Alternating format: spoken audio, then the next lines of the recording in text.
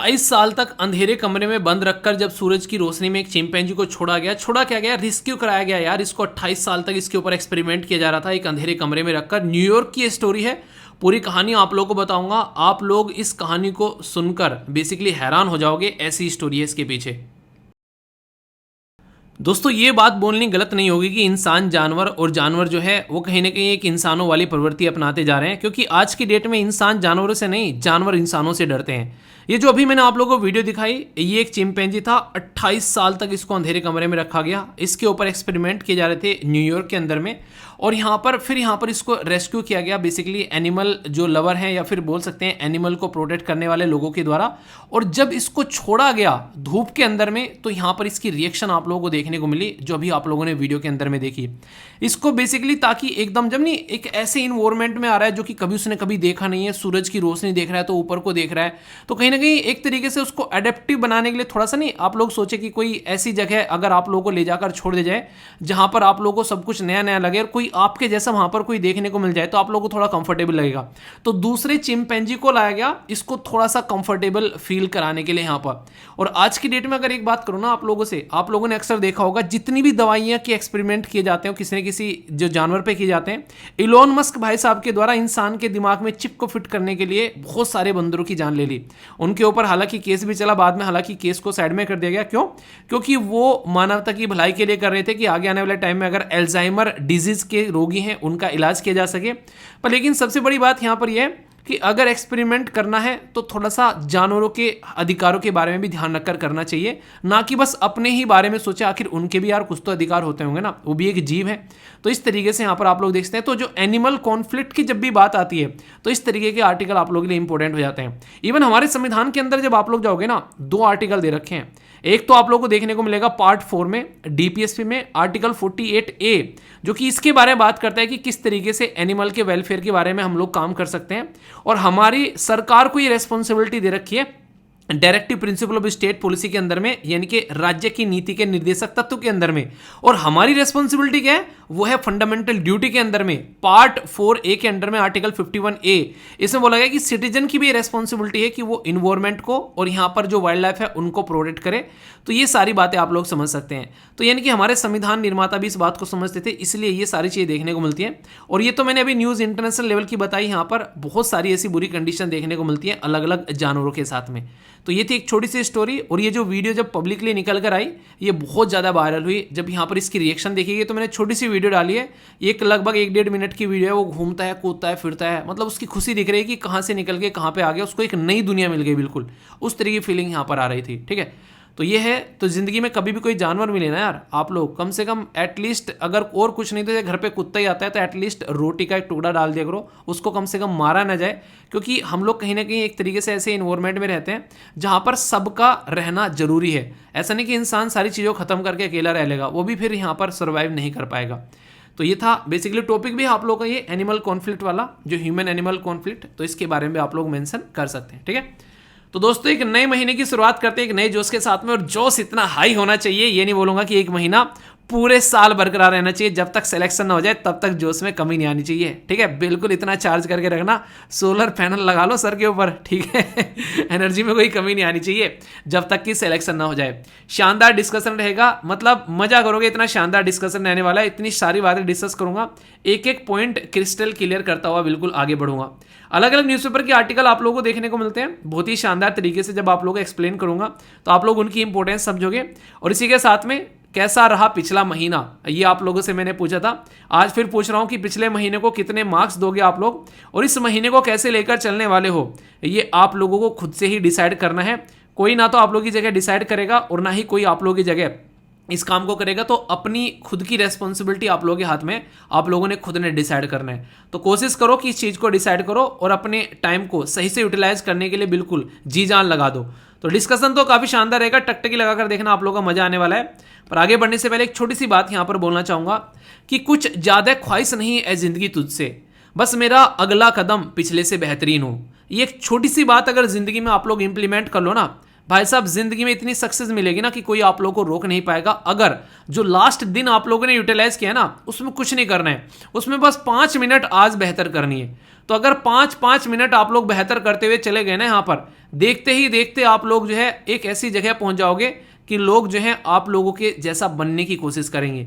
बस 5 minute improve करना है। 5 मिनट कोई बड़ी चीज़ नहीं है। अगर मॉर्निंग में उठ नहीं रहे तो 5 मिनट पहले उठने की कोशिश करो, टाइम करके अपना 5-5 मिनट करते चले जाओ, तो एक हफ्ते के अंदर ही आप लोगों को इफेक्ट दिखना स्टार्ट हो जाएगा।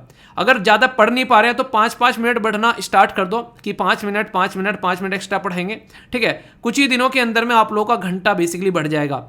इसी तरीके से दौड़ना चाहते हो, कुछ भी काम करना चाहते हो, छोटा छोटा काम करना स्टार्ट करो, फिर देखो जिंदगी में कैसे इंप्रूवमेंट आता है। पर लेकिन ये पेशेंस की चीज़ें हैं। इंसान ना जरा सी देर में उब जाता है। इंसान ना डोपामाइन रिलीज करने वाली चीज़ें एंजॉय करता है।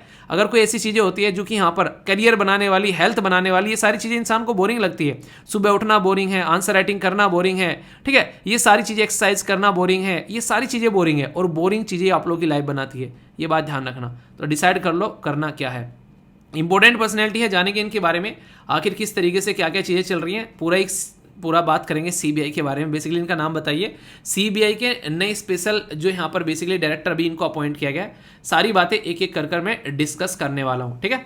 आगे बढ़ने से पहले इंपॉर्टेंट डे क्या एक टॉपिक मैं आप लोगों को बोलूँ तो यहाँ पर कोई गलत बात नहीं होगी। बात की जाएगी कोऑपरेटिव सोसाइटी के बारे में। तो कोऑपरेटिव्स के बारे में बेसिकली इंटरनेशनल लेवल पर ये डे सेलिब्रेट किया जाता है। इसका बेसिक पर्पज क्या है कि देखो, अकेला कोई काम ना करे, तो वो गाना है ना, साथ ही हाथ बटाना, एक अकेला थक जाए तो मिलकर बोझ उठाना। तो यही वाली बात है। कोऑपरेटिव्स में कुछ ऐसी चीजें आप लोगों को देखने को मिलती हैं और ये इतनी इंपॉर्टेंट चीजें हमारे संविधान निर्माताओं ने बेसिकली यहाँ पर इसके बारे में कुछ चीजें नहीं लिखी।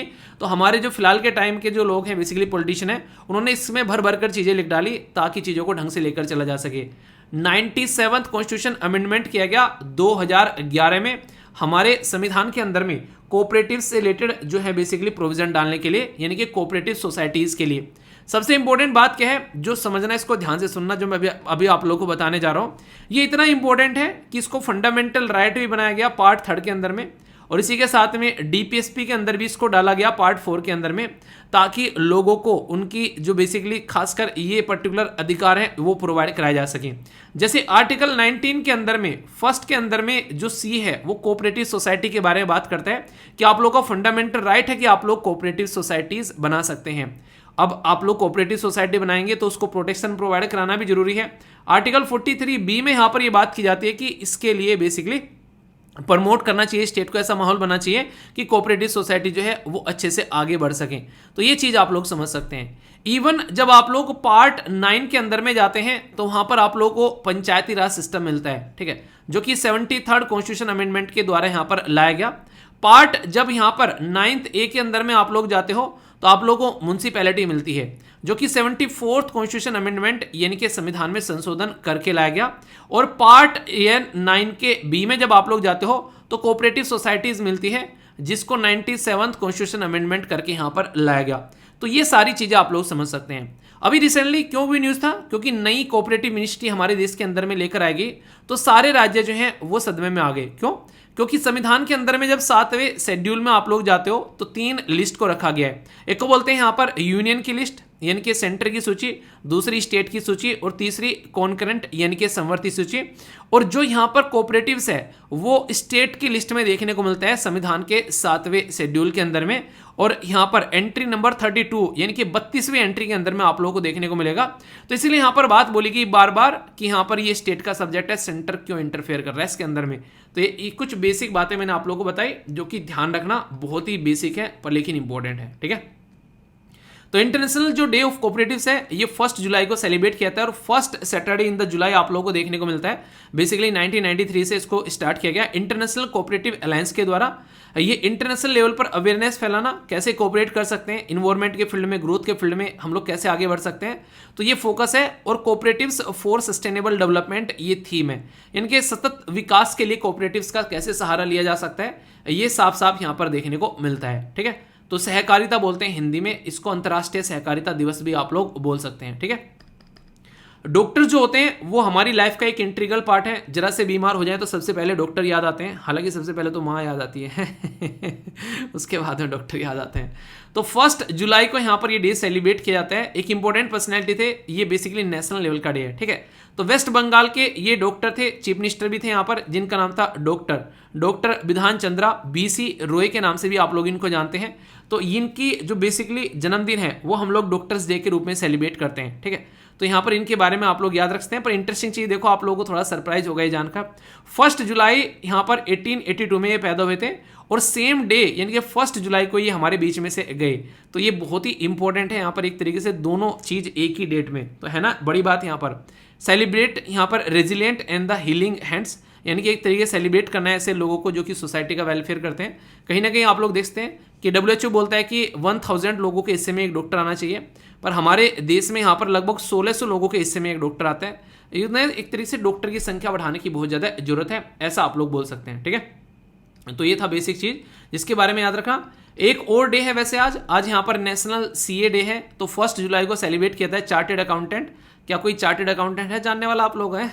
बस सब एक तरीके से कैसे कैसे कहाँ पर किस तरीके से टैक्स पे करना है सारी इन्फॉर्मेशन, ठीक है, बिल्कुल नहीं कहते हैं सटीक तरीके से बहुत इस्तेमाल होता है चार्टेड अकाउंटेंट का। तो यानी इस्तेमाल मतलब एक तरीके से कहीं ना कहीं आप लोगों को बताते हैं कि लीगल मैटर क्या है, कहीं ना कहीं खासकर अगर बात की जाए तो institute of chartered accountant of India जो है ये यहाँ पर बेसिकली उसके कमेंसमेंट की वजह से जब यहाँ पर आया तो ये डे हम लोग सेलिब्रेट करते हैं, ठीक है। तो ये इस्टेब्लिश किया गया था 1949 में। एक और इंपॉर्टेंट डे है यहाँ पर, आज बहुत सारे डे हो गए। GST डे है, ये 01 यानी कि 1 जुलाई को सेलिब्रेट किया था ताकि GST की जो इंपॉर्टेंस है, टैक्सेशन सिस्टम के बारे में बात करें तो उसकी जो इंपॉर्टेंस है वो यहाँ पर लोगों को समझाई जा सके। तो ये भी डे आप लोगों को देखने को मिलता है। तो ये भी 1 जुलाई को यहाँ पर निकल कर आता है, ठीक है। तो सारे डे आप लोग करवा दिए, कोई डाउट हो तो बताना, फिर इसको दूर किया जाएगा, ओके। दोस्तों आप लोगों ने 3 इडियट का वो डायलॉग जरूर सुना होगा कि होता सबके पास है पर सब छिपा कर रखते हैं, ठीक है ये डायलॉग यहाँ पर बिल्कुल सटीक बैठता है। कोयला आज की डेट में एक ऐसी चीज़ है दुनिया के अंदर में कि यूज सब कर रहे हैं पर लेकिन सब जो है इसको छुपा के रखते हैं, यानी कि कोई बातें नहीं करता कि हम लोग इसको यूज़ कर रहे हैं, क्योंकि हर एक इंसान जो है, इंसान मतलब देश जो है, ये टारगेट बना रहा है कि जल्दी से जल्दी कोयले को खत्म करना है अपने देश में से। आप लोगों को पता है हमारा खुद का टारगेट है कि 2070 तक का हम लोग को अपने आप को कार्बन न्यूट्रल बनाना है। तो वो कैसे बनेगा? वो बनेगा जब हम कोयले को खत्म करेंगे। पर लेकिन हमारी कोल मिनिस्ट्री अभी क्या अनाउंस कर रही है कि स्टार रेटिंग रजिस्ट्रेशन प्रोसीजर देखने को मिलेगा आप लोग को कोयला और लिग्नाइट माइंस के लिए। कोयले के बारे में पता है, ये लिग्नाइट क्या है इसके बारे में अभी मैं आप लोगों से बात करूंगा। पहले पूरा आर्टिकल जो है उसकी थीम समझ लेते हैं, आखिर ये चीज़ निकल गई कहाँ से आई। हमारे देश में कोल मिनिस्टर कौन है आज के लिए पता है आप लोगों को? ये बड़ी छोटी छोटी सी बातें होती हैं पर लेकिन कई बार बड़ी बड़ी बेइज्जती करवा देती हैं, तो इसलिए थोड़ा सा इसके ऊपर भी फोकस रख लिया करो, ठीक है। कोल मिनिस्टर है प्रहलाद जोशी साहब, उनके द्वारा बोला गया कि स्टार रेटिंग स्टार्ट करेंगे कि कोयले का जो रजिस्ट्रेशन होगा उसके प्रोसीजर के लिए। इसका क्या मतलब है? इसका ये मतलब है कि अब जो कोयला निकाला जाएगा वो कॉम्पिटिटिव वे में निकाला जाएगा और सस्टेनेबल माइनिंग के साथ में निकाला जाएगा। दोनों शब्द का मतलब क्या है? दोनों शब्द का मतलब है कि जो भी खनन किया जाएगा वहां से जो कोयला निकाला जाएगा वो इस तरीके से निकाला जाएगा कि ऐसा नहीं कि सबका दोहन कर ले, एक सिस्टमेटिक वे में निकाला जाएगा। जैसे मैंने पहले आप लोगों को बताया कि सस्टेनेबल डेवलपमेंट का मतलब ये होता है कि हमारे पूर्वजों ने पेड़ पौधे लगा दिए, अब हम उतने ही पेड़ पौधे काट रहे हैं जितने लगा रहे हैं, ताकि हमारी आगे आने वाली जनरेशन भी उन पेड़ पौधों को एंजॉय कर सके। तो ऐसे ही कोयला अगर हम लोग निकालेंगे तो इतना कोयला निकालें कि हम भी यूज कर लें, आगे आने वाली जनरेशन जो है वो भी उसको यूज कर ले, और जितना निकाला जाए वो इन्वायरमेंट को ध्यान में रख के भी देखा जाए, टेक्नोलॉजी का भी कैसे ज़्यादा से ज़्यादा एडवांस कर सकते हैं उसमें देखा जाए, और हमारी इकोनॉमी कितनी डिपेंडेंट है कोयले के ऊपर वो भी चीज़ हम लोग ध्यान में रखें, और कैसे जो लोग कोयले की खान में काम कर रहे हैं उनका कैसे ध्यान रखें। इन सब चीज़ों को ध्यान में रखते हुए ये स्टार रेटिंग आप लोगों के सामने निकल कर आ रही है। मतलब कहने का यह है कि आने वाले टाइम में जो प्रोसीजर होगा कि कोयले को एक तरीके से निकालने की जो प्रक्रिया को परफॉर्म किया जा रहा है उसको ढंग से इवेल्युएट किया जाएगा, यानी कि उसका एनालिसिस किया जाएगा। ये बोल लो कि मास्टर जी जो है इनकी कॉपी चेक करेंगे कि कौन कौन कैसे काम कर रहा है, और फिर उस कॉपी पे नंबर देंगे उनकी परफॉर्मेंस को देखकर, और फिर वहां से पता चलेगा कि कौन कौन ढंग से काम कर रहा है और कौन ढंग से काम नहीं कर रहा है, ठीक है। तो इसमें जैसे मैंने बताया क्या क्या है, तो टोटल मिलाकर 7 पैरामीटर ये फोकस कर रहे हैं यहाँ पर। ये तो मैंने बता दिया कि एम क्या है, क्या प्रोजेक्ट करेंगे, सिग्निफिकेंस क्या है, इनहेंस करेंगे हमारे देश में सस्टेनेबिलिटी, और सबसे बड़ी बात जो है ये है यहाँ पर ये 7 पॉइंट। ये 7 पॉइंट क्या बताते हैं? पहला पॉइंट बोलता है कि जो माइनिंग ऑपरेशन होंगे यानी कि खनन के जो कार्य होंगे उसको देखेंगे किस तरीके से आप लोग कर रहे हैं, क्या भाई साहब ये हमारे वातावरण को कोई नुकसान पहुंचा रहे हैं कि नहीं, वो देखेंगे कि नुकसान नहीं पहुंचाना चाहिए बिल्कुल भी, उसके पैरामीटर चेक करेंगे। टेक्नोलॉजी का कितना इस्तेमाल किया जा रहा है ये सबसे जरूरी है, बिना टेक्नोलॉजी के आज के डेट में कुछ नहीं होता है। ये लेक्चर भी आप लोग लैपटॉप से और टेक्नोलॉजी के थ्रू ही देख पा रहे हैं, वरना ये पॉसिबल ही नहीं है। ठीक है, मैं सॉफ्टवेयर यूज कर रहा हूँ स्क्रीन रिकॉर्डिंग के लिए, पेन यूज कर रहा हूँ ये राइटिंग के लिए, जिस पर लिख रहा हूँ वो नीचे टैबलेट रखा हुआ है और इन सबको वायर से लैपटॉप के साथ में कनेक्ट कर रखा है, माइक में बोल रहा हूँ आप लोगों के पास में वही जा रही है, इंटरनेट का इस्तेमाल करके इसको अपलोड किया जा रहा है और यूट्यूब आप लोगों को दिखा रहा है, सब कुछ टेक्नोलॉजी है। मैं बैठा कहीं पर हूँ, आप लेक्चर कहीं कहीं पर देख रहे हो, बताना जरा कहाँ कहाँ पर बैठकर लेक्चर देख रहे हो। अब ये मत पूछ लेना कि सब पहले आप बताओ कहाँ बैठे हो, हम तो जब बताएंगे ठीक है तो बताओ कहाँ कहाँ बैठ के देख रहे हो, कौन कौन से राज्य से आप लोग देख रहे हो। तो बेस्ट माइनिंग प्रैक्टिस फॉलो करनी है हम लोग को, इसी के साथ में इकोनॉमिक परफॉर्मेंस। देखो कोई काम करो ना तो परफॉर्मेंस जरूर चेक करना, ठीक है। आप लोग अगर पढ़ रहे हो तो अपनी परफॉर्मेंस चेक करो, अपने आप को इवेल्युएट करो कि सही डायरेक्शन में जा रहे हो या नहीं जा रहे हो तो गर्दन पकड़ कर लेकर आओ। अपने आप को खुद से नहीं लेकर आओगे तो लोग नहीं लाएंगे तो, और दूसरे रास्ते पर पहुंचाएंगे कि यहीं पर लगा रहे टाइम पास करता रहे, ठीक है। रिहेबिलिटेशन रीसेटलमेंट किया जाएगा जो भी रिक्वायरमेंट होगी, और जो वर्कर्स होंगे उनसे रिलेटेड उनकी सेफ्टी के बारे में बात करेंगे। किस किस को याद है, मैंने आप लोग कुछ दिनों पहले अभी रेड होल माइनिंग के बारे में पढ़ाया था। चलो ये बता दो, जो रेड होल माइनिंग मैंने डिस्कस की थी आप लोगों से, वो कौन से राज्य से रिलेटेड मैंने डिस्कस की थी आप लोगों से, अगर ये भी आप लोगों को बतानी है, ठीक है। रेड होल माइनिंग बड़ी तसल्ली में पढ़ाई थी मैंने आप लोगों को, और वो टॉपिक इतना ज्यादा न्यूज में था क्योंकि उसमें खासकर बच्चों का इस्तेमाल किया जा रहा था रेड होल माइनिंग के लिए, और उस पर्टिकुलर राज्य के अंदर में कई सारी वहां पर बेसिकली ना उसमें से पानी वानी निकला, जो बेसिकली एक जो खुद खदान थी उसके नीचे से, और कई सारी रेड होल माइनिंग वहां पे डूबी भी, और कई सारे बच्चों की भी वहां पर एक तरीके से प्रॉब्लम में आप लोगों को देखने को मिले, जिसकी वजह से बोला गया कि इसको रोकना है। ये था मेघालय। मेघालय कहां पर है? मेघालय आप लोगों को देखने को मिलेगा ये है यहां पर नॉर्थ ईस्ट में, जो कि जस्ट आसाम के साथ में बॉर्डर टच करता है, और नीचे इंटरनेशनल बॉर्डर है बांग्लादेश का, यानी कि अपने घर वालों के साथ में बस एक राज्य के साथ में बॉर्डर टच करता है। तो यहां पर क्या था, नेशनल ग्रीन ट्रिब्यूनल ने बैन लगा दिया था 2014 के अंदर में कि अनसाइंटिफिक और अनसेफ, यानी कि ऐसी चीजें जो कि लोगों के लिए एक तरीके से दिक्कत दे सकती हो और सही नहीं है, उसके ऊपर आप लोगों को बैन लगाना है। तो इसके चलते यहां पर इसके ऊपर बैन लगाया गया, पर लेकिन बैन किताबों में देखने को मिल जाता है, कागजों में देखने को मिल जाता है। ग्राउंड लेवल पर जब आप लोग जाते हो ना तो वो बैन जो है उसी तरीके से चलता रहता है जिस तरीके से चीजें होती है, ठीक है। मतलब एक तरीके से लोग जो है अपना काम करते रहते हैं, क्योंकि कौन चेक करने आ रहा है किस मोहल्ले में कहां पर क्या क्या खदान क्या माइनिंग चल रही है। तो ये जरूरी है कि इसके ऊपर फोकस किया जाए, ठीक है, ताकि चीजों को सुधारा जा सके। अब सबसे इंपॉर्टेंट बात क्या है, कोयला। कोयला जो है आज की डेट में एक तरीके से आप लोग बोल सकते हैं कि ब्लैक गोल्ड बोल सकते हैं इसको। नॉर्मली कोयले के जो शब्द यूज किया जाता है, ये काला एक तरीके से सोना है, क्योंकि इसके बिना आप लोग समझ नहीं पाएंगे कि हमारे देश में आज की डेट में भी जो बिजली प्रोड्यूस की जा रही है उसमें मैक्सिमम पोर्शन आप लोगों को कोयले का ही देखने को मिलेगा। इसलिए कोविड-19 के टाइम पर जब कोयले की सप्लाई हम लोग नहीं कर पाए तो उस टाइम पर देखा होगा बिजली बनाने वाली कंपनी में हाहाकार मच गया था कोयले को लेकर। तो कोयला आज की डेट में भी बहुत बड़ा रोल प्ले करता है, और खासकर ये है हमारे देश की भी बात कि 2024 तक तो कोयले का जो ये खनन है ये बढ़ने वाला है। उसके बाद में सोचा जाएगा कैसे हम लोग यहां पर इसको कम करने की बात करेंगे, ठीक है। कोयले से जो बिजली बनाई जाती है वो कैसी बिजली होती है, उसको बोलते हैं, कैसी एनर्जी होती है वो, उसको बोलते हैं हम लोग थर्मल पावर, ठीक है। तो ये याद रखिएगा, कोयले से बनाई जाने वाली जो पावर होती है थर्मल पावर होती है। दुनिया में सबसे ज्यादा लीडिंग प्रोड्यूसर कौन है, जो दुनिया को ज्ञान छापते हैं ना कि कोयले का इस्तेमाल नहीं करना है, ठीक है, वो सबसे ज्यादा प्रोड्यूस करते हैं। उन्हें कहते हैं भाई साहब पहले अपने गिरेबान में झांक लो, हमको तब बताना आकर। तो कोयले का सबसे ज्यादा बड़ा प्रोड्यूसर है आज के डेट में, कौन है, वो है चाइना। दूसरे नंबर पर आप लोगों को देखने को मिलेगा यूएसए। तीसरे नंबर पर है यहाँ पर ऑस्ट्रेलिया। ऑस्ट्रेलिया तो याद भी होगा आप लोगों को, अदानी साहब को यहाँ पर एसबीआई ने काफी बड़ा सपोर्ट किया था ऑस्ट्रेलिया में कोयला वोयला निकालने के लिए, जिसके ऊपर बवाल भी हुआ था। फिर आप लोगों को देखने को मिलेगा यहाँ पर है इंडोनेशिया। तीसरे नंबर पर आप लोगों को, चौथे नंबर पर इंडोनेशिया, और पांचवें नंबर पर हमारा देश देखने को मिलेगा। यानी कि हम भी कोयले में काफी लार्ज स्केल पर अपना दबदबा बनाकर रखते हैं। हमारे देश में जो गोंडवाना वाला एरिया है ना, खासकर इंडिया के अंदर में जब आप लोग बात करेंगे, अगर बहुत बात बोलूं, झारखंड और वेस्ट बंगाल वाला एरिया आप लोग देखते हैं मैक्सिमम, ठीक है। यहाँ पर ये झारखंड हो गया, ये वेस्ट बंगाल वाला एरिया हो गया।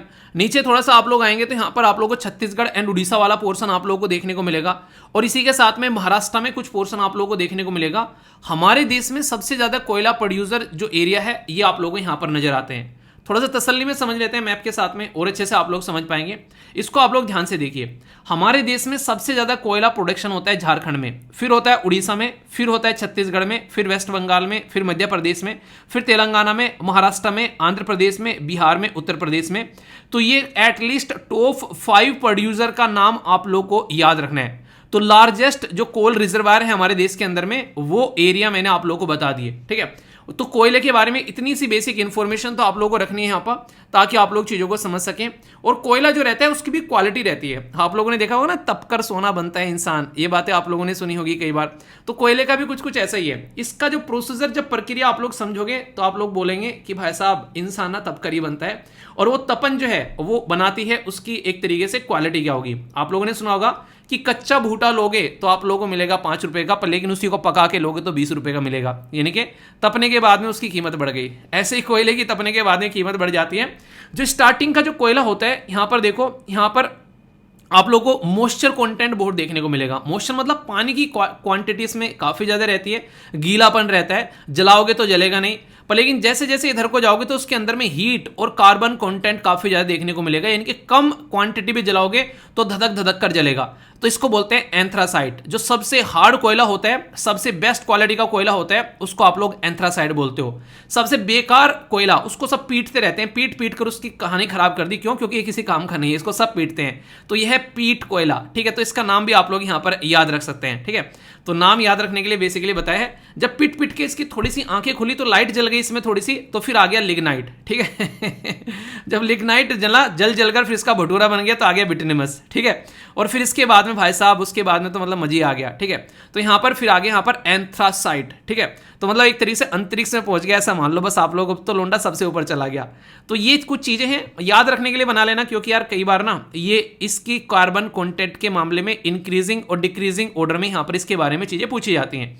तो ये चीजें अगर आप लोग के माइंड में क्लियर होंगी तो आप लोग इनको समझ पाओगे, क्लियर नहीं होगी तो आप लोग नहीं समझ पाओगे, और अगर नहीं समझ पाओगे तो क्वेश्चन का आंसर सही नहीं करोगे। क्वेश्चन का आंसर सही नहीं करोगे तो फिर आप लोग के नंबर नहीं आएंगे, और नंबर नहीं आएंगे तो फिर क्या होगा, आगे बोलने की जरूरत नहीं है, यहां तक नहीं पहुंचना है। ओके कोयला बनता कैसे है? अब यहां से जैसे मैंने बताया लिग्नाइट के बारे में, जैसे मैंने आप लोगों से बात की, तो नॉर्मली अगर आप लोग देखोगे तो ये बेसिकली एक तरीके से जो हमारे इन देखते रहे ना, जो पेड़ पौधे होते हैं ये पुराने टाइम में दब गए, जीव जंतु वगैरह, एक तरीके से यहाँ पर आप लोग देखोगे तो यहाँ पर ये जो काफी लंबे समय तक एक प्रोसीजर चलता है यहाँ पर, बहुत ही लंबे टाइम तक, और बहुत ही एक तरीके से काफी हीट रहती है और काफी प्रेशर रहता है, तो तब जाकर यहाँ पर ये चीजें चलती हैं। तो जो यहाँ पर पेट वाला है ये सबसे लो लेवल का है कि अभी बनना स्टार्ट हुआ है, और फिर जब यहाँ पर जलकर भुनकर फिर चीजें आगे बढ़ती है तो फिर लिग्नाइट वाला आप लोगों को देखने को मिलता है।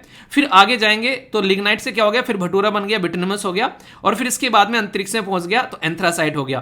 तो ये ऐसे प्रोसीजर चलता है। तो जो लास्ट वाला होता है वो सबसे बेहतरीन वाला होता है और उसको बोलते हैं एंथ्रासाइट। ठीक है, तो ये बड़ी ही बेसिक सी चीजें हैं और इनके ऊपर क्वेश्चन भी आप लोगों से पूछे जाते हैं। जैसे कि क्वेश्चन देखो, 2013 में यूपीएससी ने खुद क्वेश्चन पूछ लिया, बोला गया कि which of the following is are the characteristic of the Indian koel, यानी कि हमारे देश में जो कोयला है ना उसकी कैरेक्टरिस्टिक पूछी गई है। तो हमारे देश में अगर कोयला इतना है फिर भी हम लोग बाहर से खरीद कर लेकर आ रहे हैं, तो कॉमन सेंस क्या कहता है? कॉमन सेंस ये कहता है कि इसका मतलब कि हमारे देश के कोयले की क्वालिटी अच्छी नहीं है। अगर हमारे देश के कोयले की क्वालिटी अच्छी होती तो अदानी साहब ऑस्ट्रेलिया में इतना इन्वेस्टमेंट तो नहीं करते, जाकर अपने ही देश में कर लेते यार। ठीक है, तो हाई एस कंटेंट देखने को मिलता है उसके अंदर में, लो सल्फर कंटेंट देखने को मिलता है, या लो फ्यूजन टेम्परेचर देखने को मिलता है। तो सही आंसर क्या है यहाँ पर, ये आप लोगों को बताना है। यानी कि जिसके अंदर में जलने के बाद में ज्यादा से ज्यादा राख बचे तो इसका मतलब क्या हो गया, वो अच्छी चीज नहीं है, क्योंकि अवशेष काफी ज्यादा बच रहे हैं। ठीक है, लो सल्फर कंटेंट देखने को मिलेगा, कितना अच्छा सल्फर कंटेंट है उतना ही अच्छा वो कोयला जलता है। लो एस फ्यूजन अगर ऐसा होगा तो इसका मतलब अच्छा कोयला है। तो हमारा जो कोयला है वो लो क्वालिटी का कोयला आप लोगों को देखने को मिलता है, ये दिक्कत है हमारे देश के कोयले में। तो आंसर आप लोगों को यहां पर ए देखने को मिलेगा। तो इंडियन कोयल में हाई एस लो कैलोरीफिक वैल्यू, यानी कि जलता है तो काफी कम लो आप लोगों को वहां पर उसकी नहीं आंच देखने को मिलेगी, ऐसा बोल सकते हैं। जो राख काफी ज्यादा बनेगी, लो मॉइस्चर, इसी के साथ में लो सल्फर। ठीक है, तो ये बेसिक चीजें आप लोगों को, यानी कि हमारे देश में मैक्सिमम यहां से यहां तक आप लोग पहुंच पाते हो। इस लेवल का कोयला जो है वो रेयरली देखने को मिलता है, तो इसलिए हम लोग दूसरे देशों के ऊपर डिपेंडेंट रहते हैं। डायरेक्ट क्वेश्चन पूछ ले आप लोगों से, ये बताओ कि कोल मिनिस्ट्री ने जून 2023 में अभी स्टार्ट किया रेटिंग देना प्रोसीजर को, तो यहां पर किस चीज के लिए बेसिकली बात की जा रही है, किस कोयले माइनिंग के लिए, ठीक है। तो पहला बोला गया बिटनस के लिए, दूसरा बोला गया लिग्नाइट के लिए, पिट के लिए, या फिर एंथ्रासाइट के लिए। तो अभी मैंने आप लोग क्या बताया, जो हेडिंग मैंने पढ़ी थी उसमें क्या लिखा हुआ था, हेडिंग में भी अगर आप लोग ध्यान से देखोगे तो लिग्नाइट यहां पर लिखा हुआ है, ठीक है। तो लिग्नाइट के लिए यहां पर बात की जा रही है, तो आंसर क्या हो गया, आंसर क्या हो गया, आंसर हो गया यहां पर बी, ठीक है। तो इसलिए मैं कह रहा हूं हमारे देश के अंदर में मैक्सिमम तो आप लोगों को ये लेवल पे देखने को मिलता है, फिर यहां तक पहुंच जाते हैं, तो ये तो आप लोगों को हमारे देश के अंदर में ज्यादातर देखने को नहीं मिलता है, तो इसलिए लिग्नाइट पर ही हम लोग लटक कर रह गए, ठीक है। तो डायरेक्ट क्वेश्चन आप लोग अगर पढ़ रहे हो तो तुरंत क्वेश्चन आप लोगों के सामने आ रहा है। इसमें एक प्यारा सा क्वेश्चन बनता है कि अरेंज करना है कि कोयला जो है reference to increasing heat and carbon content, तो पीट तो जा गया, पहले नंबर पर आ गया, इंक्रीजिंग में जाना है आप लोगों को, ठीक है। तो यहां पर क्या आ गया, अगर देखोगे सबसे पहला वाला क्या है, ये आ गया। अगर ये भी पता है ना आप लोगों को ओनली अकेला, तो क्वेश्चन का आंसर हो गया सी, ठीक है। मतलब कहने का है कि तो पहला पता हो या आखिरी का पता हो, और बीच में फिर आप लोगों को लगा लेना है ऊपर नीचे करके इनको। तो इसलिए मैंने बोला कि पीट कर इसको ठीक किया, इसके अंदर में लाइट निकली, फिर उसके अंदर में इसका जल कर भटूरा बन गया, और फिर ये अंतरिक्ष में पहुंच गया, ठीक है। तो PLBA, तो जो भी आप लोगों को लगाना हो PLA के नाम से याद रख लेना, जैसे भी याद रखना, फाइनल डेस्टिनेशन क्या है कि क्वेश्चन का आंसर देना है, ठीक है। इससे फालतू कुछ नहीं है, अगर ये हो रहा है तो वैसा फिर सब बढ़िया है, ठीक है। तो बेसिक चीज है, याद रखना। इंटरेस्टिंग क्वेश्चन है, इसको अटेम्प्ट कर लेना कि क्रिटिकली डिस्कस करना है प्रॉब्लम क्या क्या आप लोगों को देखने को मिलती है, prospect of coal sector in India.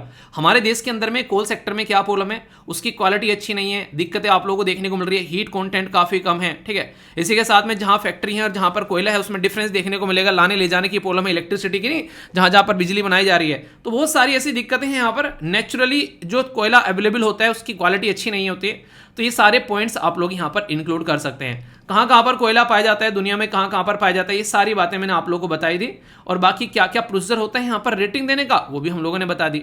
तो क्वेश्चन को तैयार करने का तरीका ये है कि उसको प्रीलिम्स के पॉइंट ऑफ व्यू से भी तैयार करो, मेंस के पॉइंट ऑफ व्यू से भी तैयार करो, और इंटरव्यू में भी क्वेश्चन पूछ ले तो आप लोगों को तैयार रहना है कि मेन प्रॉब्लम क्या है, ठीक है।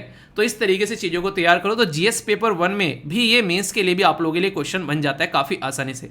तो कैसा लगा टॉपिक जरूर बताना। और अगर आप लोग SLV PDF पर हैं तो यहां पर जाकर आप लोग इसको सर्च कर लेना, यहां पर लिखना कोल, तो आप लोगों के सामने खुलकर आ जाएगा बहुत सारी चीजें यहां पर, और इसको जाकर आप लोग देखोगे तो बहुत सारे कोयले के बारे में आर्टिकल्स हैं यहां पर आप लोगों के सामने। जब जब यहां पर कोयले के बारे में डिस्कस किया है तो सारी चीजें आप लोगों के सामने हैं, किस किस में क्या क्या चीजें होती हैं, कैसा कलर, किस तरीके से यहां पर इसके अंदर में कंटेंट देखने को मिलता है, हिंदी और इंग्लिश में सारी चीजें आप लोगों के लिए हैं। तो SLVpedia इजकल टू विकीपीडिया, ठीक है। आते जाते देख सकते हो, कभी भी बैठकर फटाफट रिवीजन कर सकते हो, तो इसमें आप लोग जरूर कनेक्ट हो जाना, ओके। तो ये थी यहाँ पर बेसिक इन्फॉर्मेशन, डाउट हो तो बताना, उसको दूर किया जाएगा।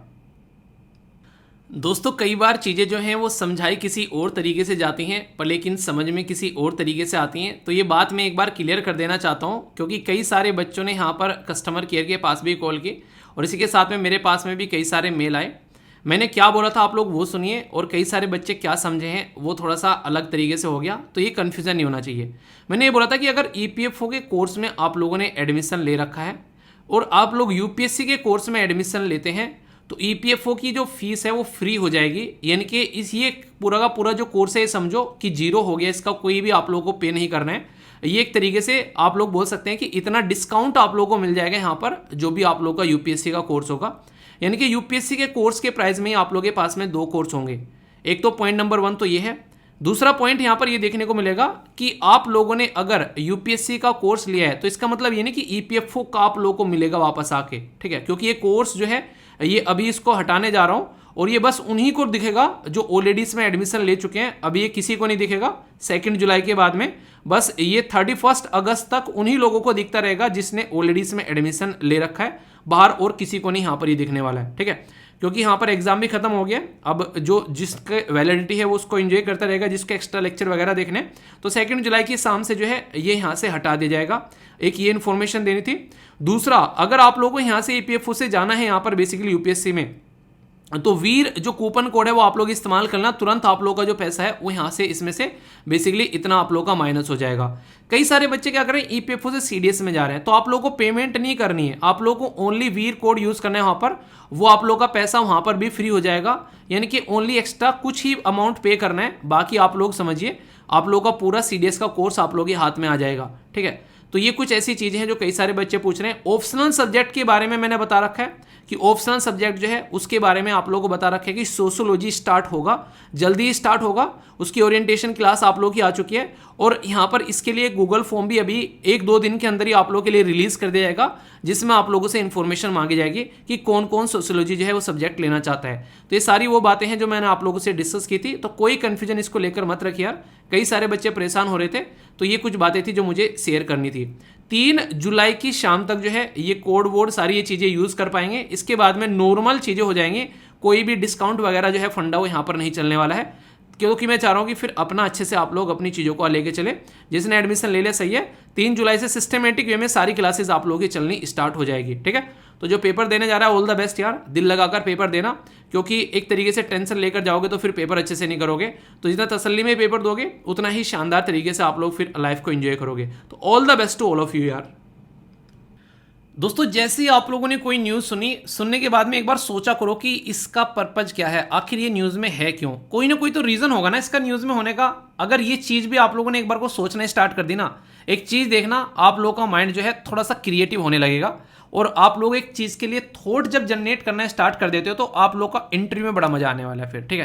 क्योंकि उस चीज़ के बारे में आप लोगों ने सोचा और जिस चीज़ के बारे में सोचते हो उसका आंसर भी आप लोग दे पाते हो, एग्जाम में भी आंसर लिख पाते हो, ठीक है। और फिर कभी क्वेश्चन आता है, चाहे ऑब्जेक्टिव टाइप भी क्वेश्चन आ गया ना, आप लोग उसको रिकॉल कर पाओगे।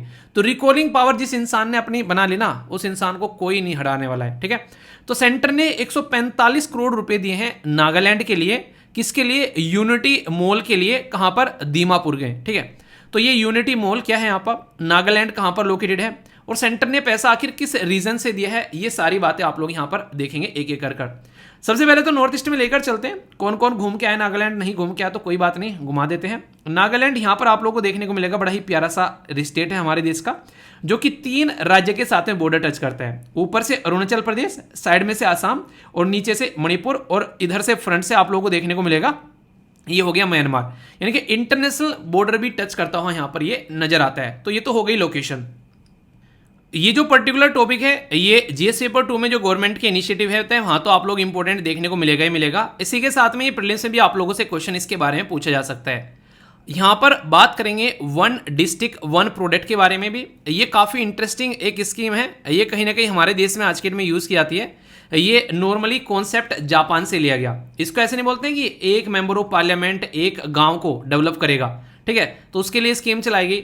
ऐसे ही रिसेंटली कई सारी ऐसी स्कीम देखने को मिल रही हैं। कई सारे जो स्टूडेंट्स थे बेसिकली अलग अलग इंस्टीट्यूट के, उनको कई सारे गांव में डाला गया ताकि आप लोग गांव को थोड़ा सा एजुकेट कर सको, उनकी प्रॉब्लम को समझ सको। ये बिल्कुल ऐसे ही है, हर एक इंसान को घर में एक काम दे दिया जाए कि तुमको ये काम करना है और उसको अच्छे से लेकर चलना है। तो 1 पर्सन 1 वर्क, ठीक है। ऐसे जैसे आप लोग बोलो कि मैं बोलूँ कि एक एक सब्जेक्ट पढ़ाना है अपने आप को किसी को जा जाकर, तो एक इंसान एक सब्जेक्ट पढ़ाएगा शानदार तरीके से, ऐसे आप लोग बोल सकते हो। तो हर एक डिस्ट्रिक्ट में ऐसा कोई प्रोडक्ट बना देना जिससे कि वो डिस्ट्रिक्ट फेमस हो जाए उस पर्टिकुलर प्रोडक्ट के लिए और उसको फिर एक्सपोर्ट भी किया जा सके, तो कैसा रहेगा। तो यही है 1 डिस्ट्रिक्ट 1 प्रोडक्ट स्कीम। तो एक स्कीम भी आप लोगों की कवर होने वाली है यहाँ पर, बड़ी ही प्यारी सी। सबसे इंपॉर्टेंट तो यहां पर याद रखना कि ये सेंट्रल स्पॉन्सर्ड स्कीम है। क्यों? क्योंकि डिस्ट्रिक्ट जो होती है वो स्टेट के अंदर में एक यूनिट होती है और स्टेट गवर्नमेंट जो होती है वहां पर उस पर अपना कंट्रोल रखती है। क्योंकि आप लोगों को पता होगा, आप लोगों के राज्य में कितने डिस्ट्रिक्ट हैं? नहीं पता है? पक्का नहीं पता है? नहीं, मैं नहीं मानता। नहीं कह दे, नहीं गलत है बताओ कितने डिस्ट्रिक्ट है राज्य के अंदर में? बहुत छोटी सी बात है यार, कई बार ना पूछ ले जाते हैं। एक था अभी, उससे पूछा गया, नाम नहीं बताऊंगा मैं, तो यहाँ पर कह रहा है कि सर मेरे माइंड से निकल गया डिस्ट्रिक्ट कितने थे वहाँ पे, ठीक है। तो कंडीशन क्या होती है कि इंसान कई बार प्रेशर में आगे भूल जाता है, ठीक है, कि कितने डिस्ट्रिक्ट है और कह रहे कि तुम डिस्ट्रिक्ट कलेक्टर बनने जा रहे हो, तुमको ये नहीं पता है स्टेट में कितने डिस्ट्रिक्ट है, तो बड़ी बेइज्जती होती है यार वो, ठीक है। तो इसलिए पता होना चाहिए। तो सेंट्रल स्पॉन्सर्ड स्कीम है, यानी कि सेंटर और स्टेट गवर्नमेंट मिलकर काम करेगी केस में, पैसे में, यानी कि दोनों पैसा देगी। प्लस सबसे इंपॉर्टेंट बात क्या है, पैसे के साथ साथ में यहाँ पर इंप्लीमेंटेशन का काम जो रहता है वो स्टेट गवर्नमेंट के ऊपर रहता ही रहता है, ठीक है। इसलिए आप लोगों ने देखा होगा आईएएस ऑफिसर जो होते हैं, आईपीएस ऑफिसर जो होते हैं, इनको ट्रेन करती है सेंट्रल गवर्नमेंट और फिर स्टेट में कैडर दिया जाता है। तो ये इसीलिए रहता है कि कहीं ना कहीं सेंटर का भी एक तरीके से छाप रहती है उनके ऊपर में, क्योंकि बहुत सारी ऐसी स्कीम है जो सेंट्रल गवर्नमेंट लेकर आती है। और बजट में भी आप लोगों ने देखा होगा, मैंने डिस्कस किया था बजट में कि किस तरीके से यहाँ पर इनके द्वारा चीजें प्रोवाइड कराई जाती हैं। प्रधानमंत्री जो formalisation of micro food processing enterprise, इसको PMFM PMFME स्कीम बोलते हैं। तो ये अप्रोच लेकर चलते हैं कि कैसे हम लोग अपने कंट्री के अंदर में जो डिस्ट्रिक्ट है वहाँ पर ढांचागत सपोर्ट प्रोवाइड करा जा सके, ताकि हर एक एरिया में कम से कम एक प्रोडक्ट ऐसा ला सकें ताकि उस प्रोडक्ट को हम लोग इंटरनेशनल लेवल तक पहुंचा सकें। तो ये कब होगा? जब एक ढांचा बनेगा देश के अंदर में। खासकर पीरिसेबल जो प्रोडक्ट होते हैं ना, इनको क्या बोलते हैं, जैसे टमाटर हो गया, सेब हो गया, ये जल्दी खराब होने वाले होते हैं, ठीक है।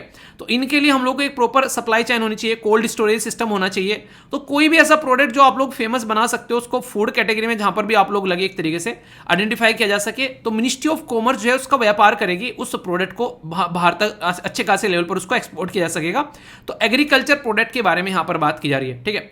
और सबसे बड़ी बात यह है, देखो ऐसा नहीं कि टैलेंट नहीं है इंसान के अंदर में, इंसान के अंदर में टैलेंट है, बस थोड़ा सा कोई सपोर्ट करने को देखने को मिले। एक मूवी आई थी सुई धागा, कई बार मैंने उसके बारे में जिक्र भी किया है।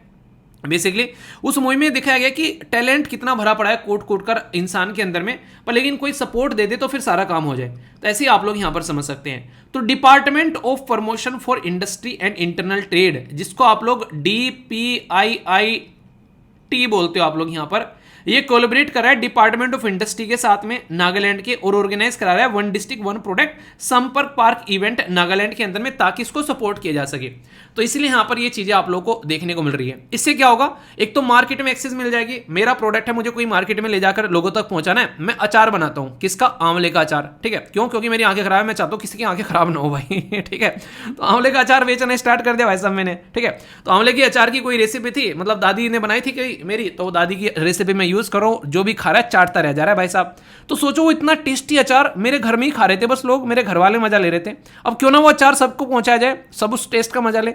तो ये क्या हो गया, मुझे मार्केट मिल गई भाई साहब, ऑनलाइन सरकार ने प्रोवाइड करा दिया, मैं तो धड़ल्ले से अचार बेचूंगा, और जो पैसा आएगा उस पैसे को अपना गांव में अच्छे से, जो अपने गांव में सड़कें बनवाना, बच्चों को पढ़ाना, उसमें इस्तेमाल करेंगे, ठीक है। तो क्या हो गया, ये एक तरीके से अपने पैसे का इस्तेमाल भी हो गया, अपना प्रोडक्ट भी लोगों तक पहुंच गया, तो मजे ही मजा चारों तरफ से।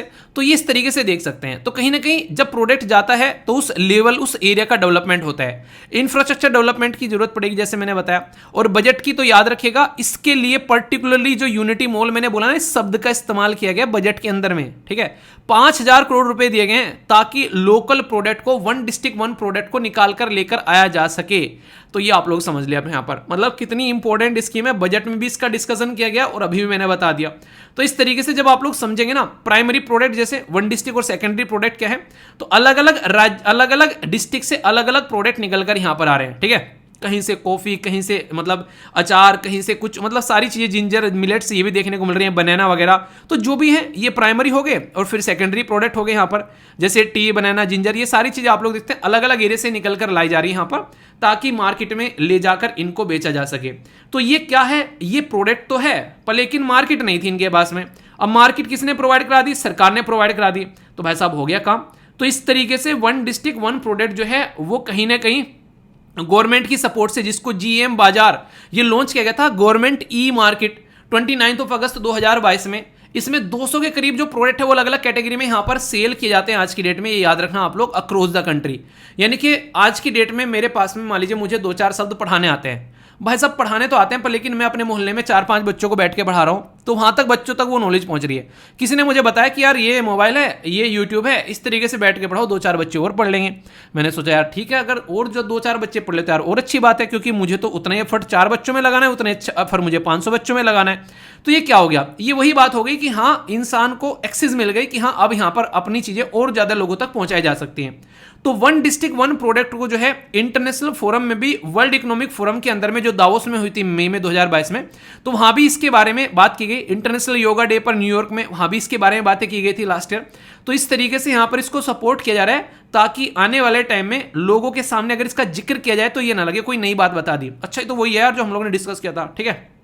वीर सर ने भी अपने लेक्चर में पढ़ाया था कोई डिस्कस करे तो बता देना कि हाँ ऐसा ऐसा कुछ चल रहा था। तो प्राइम मिनिस्टर अवार्ड तक यहां पर दिए जाने की बात की गई, excellence in the public administration, जिसने होलिस्टिक डेवलपमेंट किया through one district one product की अप्रैल 2022 में। किसी चीज को अवार्ड देने का मतलब आप लोग समझते हो, उस चीज को और ज्यादा अप्रिशिएट करना, ताकि उसको और ज्यादा लोग करें आगे अच्छे से, और वो चीजें और ज्यादा लोगों तक पहुंचे। तो ये होता है चीजों को अप्रिशिएट करने का। आप लोगों ने अक्सर सुना होगा, पापा कहते हैं ना बचपन में, कि मुझे अभी भी याद है, मैंने बोला था 5वीं में फर्स्ट डिवीजन आएगी तो मुझे मुर्गे की घड़ी मिलेगी ना, मुर्गे की घड़ी आया करती थी, किस किस को पता है वो उसमें मुर्गा बोला करता था, बड़ी अच्छी लगा करती थी भाई साहब वो। मतलब नेक्स्ट लेवल का मेरा उसके लिए होता। मैंने कहा यार ये तो मैं सुबह सुबह अलार्म लगा करूँगा 4 बजे का।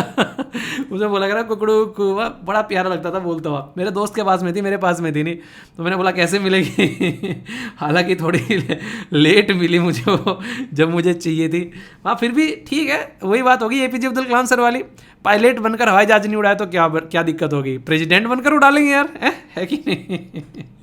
तो यहाँ पर अगर बात करें अचीवमेंट्स के बारे में, वन डिस्ट्रिक्ट वन प्रोडक्ट के बारे में, तो ये काफ़ी इंटरेस्टिंग है। इसके बारे में मैंने आप लोगों को बता दी। तो अचीवमेंट क्या है ये बताया जा रहा है कि अलग अलग डिस्ट्रिक्ट में जैसे अभी यहाँ पर पहुंचाने की कोशिश की जा रही है। 36 स्टेट और यूनियन टेरिटरी को मिलाकर इसको पहुंचाया जा रहा है। एक्सपोर्ट में पोटेंशियल है तो बहुत सारे डिस्ट्रिक्ट में इसको ले जाया जा रहा है, अलग अलग एरिया में। 734 डिस्ट्रिक्ट की बात की जा रही है क्रॉस द कंट्री, जिसमें टोए, आज के दिन में टोए की इतनी बड़ी इंडस्ट्री है और मैक्सिमम हम लोग चाइना वाइना से खरीद कर लेकर आते हैं। सोचो अगर हम लोग खुद टोए बनाने लगे अच्छे से, वो कितने अच्छे लेवल पर हम लोग अपने ही देश में अपने ही बच्चों के लिए खिलौने भी यार बाहर से खरीद कर लेकर आ रहे हैं, तो ये तो बड़ी बेइज्जती वाली बात है। ठीक है, तो इसलिए ये काम हम लोग खुद कर सकते हैं। स्टेट एनर्जी, जो इस स्टेट एक्सपोर्ट स्ट्रेटजी के बारे में बात की जा रही है, 28 स्टेट यहां पर प्रिपेयर है।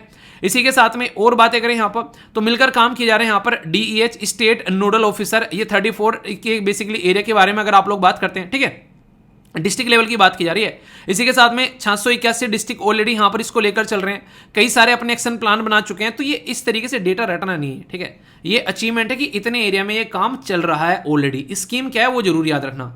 अब अवार्ड के बारे में बता दे थोड़ा सा, ये अवार्ड कौन दे रहा है, तो रिकॉग्नाइज किया जाता है एफर्ट इसका, और यहां पर ये DPIIT के द्वारा इंस्टीट्यूट किया गया ये अवार्ड। ठीक है, ताकि लोग और ज्यादा इसको अप्रिशिएट करें। और इसके चलते यहां पर किस तरीके से बेसिकली आउटस्टैंडिंग वर्क किसने किया है, यहां पर स्टेट ने, यूनियन टेरिटरी ने, डिस्ट्रिक्ट ने, इंडियन मिशन इन अब्रोड में, उनको भी दिया जाता है। अगर फॉरेन में किसने धूम मचा रखी है उसके लिए भी। तो राष्ट्रीय पुरस्कार पोर्टल के द्वारा यहां पर इसको लॉन्च किया गया ताकि लोगों तक अवार्ड भी पहुंचाए जा सके। तो मतलब काम तो किया जा रहा है यार। ठीक है, इसी के साथ में आप लोगों को एक छोटी सी बात यहां पर और बताई जा सकती है। ये चीजें जब हम लोग आगे लेकर चलते हैं तो इसमें एक पर्टिकुलर स्कीम बहुत बड़ा रोल प्ले करती है, और वो है PM गति शक्ति नेशनल मास्टर प्लान। इसमें हम लोग क्या कर रहे हैं, अगर ये चीज बन जाए तो ये उसके साथ में सोने पर सुहागा हो जाए। इसमें 100 लाख करोड़ रुपए का प्रोजेक्ट की बात की गई थी कि ढांचा डेवलप किया जाएगा। तो इसमें यहां पर गति भी देंगे, इनकी स्पीड भी देंगे और शक्ति देंगे, पावर भी देंगे। किसमें, इंफ्रास्ट्रक्चर में, इनके ढांचे को बढ़ाने की बात की जा रही है। जब कहीं ढांचा बनता है, आप लोग खुद सोचो, आज की डेट में अगर आप लोग एक ऐसे एरिया में रहते हैं जहां पर बेसिकली अगर बात करें वहां पर कोई स्कूल नहीं है, अगर वहां पर कोई स्कूल बन जाएगा तो उस स्कूल के अंदर में झाड़ू लगाने वाला भी चाहिएगा, टीचर भी चाहिएगा उस स्कूल के अंदर में। ठीक है, कुछ ना कुछ आप लोगों को वहां पर मतलब कोई खाना बनाने वाले, अगर मिड डे मील वाली बात की जाए वहां पर, तो भी आप लोगों को देखने को मिलेगी। वहां पर बहुत सारी जो बेंचेज वगैरह बनाए जाएंगे तो वहां पर कोई कारपेंटर को काम मिलेगा। ठीक है, वहां पर बिजली, पंखे, सारी चीजें लगाई जाएंगी, पेड़ पौधे लगाए जाएंगे, तो एक माली की जरूरत पड़ेगी। तो ये सारी चीजें क्या है, कहीं पर भी अगर आप लोग ढांचा बनाते हो तो लोगों को जो मिलती है, तो किसी भी तरीका ढांचा आप लोग क्रिएट कर लो। ठीक है, तो ये समझ सकते हैं। तो PM गति शक्ति में बूस्ट करें इंफ्रास्ट्रक्चर। ठीक है, लॉजिस्टिक के इशू, सामान को लाना ले जाना 13% GDP का खर्च कर रहे हैं, घटाकर लाना कितना 6 से 8%। क्यों, क्योंकि हम लोग ज्यादा खर्च कर रहे हैं, तो क्योंकि हमारा ढांचा अच्छा नहीं है। अगर एक सामान को दूसरी जगह से ले जाने में अगर आज के दिन में जो प्रोडक्ट है उसका 25% लग रहा है तो उसका प्राइस वैसे ही बढ़ जाएगा। मार्केट में कोई प्रोडक्ट खरीदेगा क्या, वो 100 रुपए का प्रोडक्ट था 125 का हो गया। पर लेकिन अगर लाने ले जाने का अगर ओनली 5 रुपए ही लगे तो ये ओनली 105 रुपए का रहेगा, 20 रुपए कम हो गया, लोग आराम से खरीदेंगे इसको दूसरे प्रोडक्ट के कंपेयर में। तो ये जरूरी है कि उसका कम करो। ठीक है, रेड टेपिज्म ये काफी ज्यादा जरूरी होता है। इस तरह की चीजें जो है खासकर नेगेटिव वे में इस्तेमाल की जाती है यहाँ पर। ठीक है, एक तरीके से लाल फीता साई यहाँ पर एक तरीके गवर्नमेंट डिपार्टमेंट में खासकर ये चीजें देखने को मिलती है। तो उसको कैसे कम किया जाए, घूसखोरी कैसे कम की जाए, बेसिकली बोल सकते हैं सीधा सीधा। ठीक है, अपनापन भी कई बार देखने को मिलता है, भाई भतीजाबाद वाली चीजें वो भी कम की जाए। इंक्रीज करें कोऑर्डिनेशन, मिलकर काम करें, अलग अलग मिनिस्ट्री, मान लीजिए रेलवे मिनिस्ट्री सामान को लेकर जा रही है। ठीक है, प्रोडक्ट बना है दूसरी मिनिस्ट्री के अंदर में, जो कि उसके अंदर आती है मिनिस्ट्री ऑफ, जो बेसिकली जो एक तरीके से ना रूरल डेवलपमेंट के अंदर में आती है, वहां से कोई प्रोडक्ट निकल के आ रहा है, लेकर रेलवे मिनिस्ट्री वाली जा रही है। तो एक तरीके से सारों को मिलकर काम करना पड़ेगा। ठीक है, उसको जो रेल को बिजली कौन पड़ा रही है, पावर मिनिस्ट्री प्रोवाइड करा रही है। तो इस तरीके से समझ सकते हैं, फाइनेंस मिनिस्ट्री पैसा दे रही है वहां पर। ठीक है, होम मिनिस्ट्री उनको सिक्योरिटी प्रोवाइड करा रही है। तो सबको मिलकर काम करना है। ठीक है, डिपार्टमेंट अलग अलग मिनिस्ट्री सब मिलकर यहां पर काम कर रहे हैं ढांचा बनाने के लिए। और याद होगा इसके बारे में मैंने डिस्कस भी किया था कि आज के डेट में जो रोडवेज हैं, रेलवेज हैं, रिन्यूएबल एनर्जी हैं, ये इसी के साथ में एयरपोर्ट है, ये कहीं ना कहीं प्राइवेट वालों को लीज पर दिए जा रहे थे कि आप लोग इनके लिए काम करो। और यहाँ पर कहीं ना कहीं 6 पिलर रखे गए थे कि कैसे कॉम्प्रिहेंसिव हम लोग को लेकर चलना है, कैसे प्रायोरिटाइज करना है, कैसे यहाँ पर ऑप्टिमाइजेशन करना है, सिंक्रोनस, इसी के साथ में एनालिटिक करना है और डायनामिक। ये क्या है चीजें? ये है बेसिकली कॉम्प्रिहेंसिव वे में, यानी कि सबको साथ में लेकर चलना है, किस काम के लिए क्या क्या काम करना है उसको एक तरीके से प्रायोरिटी करनी है। सुबह को उठ के ये पढ़ेंगे, शाम को ये पढ़ेंगे, जब तक एनर्जी चूसने लगती है थोड़ी सी बॉडी में से। तो इस तरीके से सारी चीजों को देखकर चलेंगे, ग्राउंड पर काम हो रहा है कि नहीं हो रहा है, रिजल्ट सही आ रहा है कि नहीं आ रहा है। सिंक्रोनस वे में काम करेंगे, शरीर और बुद्धि साथ में काम करनी चाहिए। बुद्धि काम नहीं कर रही है, शरीर तो ठीक है बैठा हुआ है, पर लेकिन फायदा क्या है ऐसे किताब लेकर बैठने का? तो बैलेंस बहुत ज्यादा जरूरी है। तो इसके लिए मास्टर प्लान की बात की गई थी, बोला गया था बहुत सारी जॉब भी होंगी, बहुत सारा डेवलपमेंट होगा, तो पीएम गति मास्टर प्लान लाया गया था जिससे 5 ट्रिलियन इकोनॉमी बनाने की बात की जा रही थी। ठीक है, तो देखते हैं कितना इंप्लीमेंट होता है और कैसे चीजें आगे चलती हैं। तो ये हो गया बेसिक पूरा टॉपिक। कितनी सारी चीजें होगी इस टॉपिक में आप लोग खुद देख लो, एक बार नजर डालोगे आप। पहले मैंने बात करी यहाँ पर किसके बारे में, ये पर्टिकुलर स्कीम के बारे में। इसी के साथ में डिस्ट्रिक्ट के प्रोडक्ट दिखाए, 1 डिस्ट्रिक्ट के बारे में बात मैंने यहाँ पर की, क्या क्या इसके अचीवमेंट है वो सारे मैंने आप लोगों को यहाँ पर गिनवाए। इसी के साथ में 1 डिस्ट्रिक्ट अवार्ड के बारे में हम लोगों ने बात की, पीएम गति मास्टर प्लान के बारे में बातें कर ली सारी। तो यहाँ से क्वेश्चन भी आप लोगों के एग्जाम में पूछे गए रिसेंटली अभी। ठीक है, एग्जाम पेपर उठाकर देखोगे तो चक्षु खुल जाएंगे आप लोग। ठीक है, 1 डिस्ट्रिक्ट 1 प्रोडक्ट स्कीम किसकी है? Ministry of agriculture, commerce, rural और नीति आयोग। ये सही था। बताओ चलो किसकी है भाई साहब, बताओ। ठीक है, देखता हूं कौन सही आंसर देता है। एक और क्वेश्चन पूछ लेते हैं। बात की जा रही नेशनल जो यहाँ सॉरी पीएम गति जो पीएम गति शक्ति नेशनल मास्टर प्लान है, ये बेसिकली किसका मेजर ऑब्जेक्टिव है यहाँ पर? ठीक है, रिन्यूएबल एनर्जी के लिए, इंफ्रास्ट्रक्चर डेवलपमेंट के लिए, वुमेन इंपावरमेंट के लिए या पावर सेक्टर के लिए? ये वो क्वेश्चन है जो भाग भाग कर आप लोगों से एग्जाम में पूछे जाते हैं, मतलब क्वेश्चन नहीं पूछते हैं, एग्जामिनर पूछता है। ठीक है, तो क्वेश्चन का आंसर तो देखता हूं कौन सही आंसर देता है। तो इसका आंसर क्या हो गया बताया तो अभी, ढांचागत विकास करना। यही तो सारी चीजें समझाई है कि 1 लाख करोड़ रुपए खर्च किए जाएंगे यहाँ पर। ठीक है, नेक्स्ट इससे अलग कौन सा क्वेश्चन था फिर? उसमें आप लोगों को देखने को मिलेगा क्या था, कौन सी मिनिस्ट्री यहाँ पर करी थी? ये तो बड़ा ministry of commerce and industry. क्यों? क्योंकि व्यापार के बारे में बात की जा रही है। ठीक है, तो व्यापार बढ़ेगा तो लोगों का रोजगार बढ़ेगा, तो ministry of commerce and industry. तो आंसर यहाँ पर बी हो गया। बेसिक सी चीजें हैं, ढंग से क्वेश्चन तैयार करके जाओ और फिर बल्ले बल्ले जिंदगी का एंजॉय करो। कैसा लगा आर्टिकल? कोई समस्या कोनो परेशानी है का? है नहीं ना, नहीं होनी चाहिए ना। चीज़ों को याद करो और कभी टेंशन मत लिया करो पढ़ते हुए टेंशन ले होगे ना, सारी चीज़ें बुद्धि में से निकल जाएगी। इंजॉय कर करके पढ़ो तो सारी चीज़ें बुद्धि में चिपक जाएंगी। तो चिपकाना है या फिर उड़ाना है ये तुम डिसाइड कर लो, मुझे तो बस पढ़ाना है। ठीक है, चलिए कैसा लगा आर्टिकल जरूर बताना, फीडबैक दे दिया करो। जब एक बच्चा कह रहा है कि सर कई बार ना लेक्चर देखते देखते खो जाते हैं, उसमें याद नहीं रहता है। अच्छा जी, जग जाया करो, सो तो नहीं जाते हो, खो जाते हो या फिर सो जाते हो? सही शब्द बताना, क्या बोल रहे हो सही। ठीक है, पता चलना चाहिए मुझे। ये कह रहा है कि सर वो मुझे मतलब मुझे पता नहीं, समझ में नहीं आया कि इसको कैसे बोलूँ मैं। ये बच्चा कह रहा है सर आपका लेक्चर देखते देखते नींद आ जाती है। मैंने कहा इतना बोरिंग पढ़ाते हो? कह रहा सर इतनी मधुर भाषा में पढ़ाते हो। मैंने कहा लेक्चर शुरुआत हम सो गए, लेक्चर खत्म हुआ फिर उठ गए, क्या फ़ायदा उस लेक्चर का ही बता दो मुझे। तो सुन लिया करो अच्छे से। ठीक है, फिर बोलोगे कि ये पढ़ाया नहीं, पढ़ाया था, आप सो गए थे। ठीक है, घर वालों के सामने मत बोल देना कि सर का लेक्चर देखते देखते सो जाते हैं, कहेंगे आज से लेक्चर दिखना बंद। ठीक है, चलिए जो भी है इंजॉय करो थोड़ा सा और पढ़ लिया करो अच्छे से। ठीक है, रिवीजन भी कर लिया करो थोड़ा सा। एप्लीकेशन पे जब जाते हो ना, एक ध्यान रखा करो, वहाँ पर वीकली टेस्ट होता है, तो उसमें वीक में जो भी चीज़ें आप लोगों की हुई हैं, कई बार कई सारे क्वेश्चन रहते हैं और फिर उसी का मंथली टेस्ट भी आप लोगों का हो जाता है। ठीक है, तो इस तरीके से देखोगे ना तो आप लोग चीज़ों को और अच्छे से एंजॉय कर पाओगे। तो उसको प्रोडक्टिव वे में लेकर चलो जो चीज़ें हैं वहाँ पर, ताकि आप लोग रिविजन भी साथ साथ में करते रहो। ठीक है, तो ये जरूर ध्यान रखना। ओके दोस्तों, इंसान कुछ ऐसी गलती कर देता है कि आने वाली जनरेशन जो है उसको कलंक की तरीके से देखती है। जैसा आप लोग अगर हिस्ट्री उठाकर देखोगे तो कई बार ऐसी गलतियां जो हैं हमारे पॉलिटिशियन के द्वारा की गई है। जैसे उनमें से एक सबसे बड़ी जो गलती थी वो थी 1975 से लेकर 77 तक देश के अंदर में इमरजेंसी लगाना। तो ये क्या कंडीशन आप लोगों को देखने को मिली कि आने वाली जनरेशन को ये देखने को मिलता है कि ऐसा कुछ हमारे देश में भी देखते हुए मिला है। बेसिकली ऐसी कुछ कंडीशन हुई है कि इस टाइम पर देश को जो है बिल्कुल सेंट्रलाइज कर दिया गया, यानी कि जो फेडरल सिस्टम था, यानी कि जो संघवाद का ढांचा था, उसको साइड में रख दिया गया। ऐसी एक घटना मतलब जिस तरीके से यहाँ पर सेंट्रलाइज कर दिया गया सिस्टम और संघवाद के ढांचे को साइड में कर दिया गया। अभी यहाँ पर एक न्यूज़ निकल कर आई तमिलनाडु से जो न्यूज़ निकल कर आई उसको अब तक आप लोग देखते हैं, ये काफ़ी लंबे समय से क्रिटिसाइज़ किया जा रहा है पूरी देश के अंदर में यहाँ पर कि आखिर ऐसा कैसे किया जा सकता है। तो तमिलनाडु आप लोगों को हमारा साउथ इंडिया में राज्य देखने को मिलेगा जो आंध्र प्रदेश, कर्नाटका और केरला के साथ में बॉर्डर टच करता है। और पुदुचेरी जिसके टोटल मिलाकर 4 डिस्ट्रिक्ट हैं, एक है आप लोगों का येनम में, दूसरा पुदुचेरी, तीसरा कराईकल में, चौथा मेह में, यानी कि पुदुचेरी के 2 डिस्ट्रिक्ट भी आप लोगों को यहाँ पर देखने को मिलते हैं। क्वेश्चन ये आप लोगों को ये बताना कि पुदुचेरी का हाई कोर्ट किसके पास में है, ये मैंने डिस्कस भी किया था आप लोगों से। अभी मैं आप लोगों को टॉपिक के ऊपर लेकर चलता हूँ। अभी यहाँ पर तमिलनाडु के अंदर में बेसिकली एक मिनिस्टर साहब हैं, उन्होंने एक स्कीम चला रखी थी कि पैसे दो जॉब लो।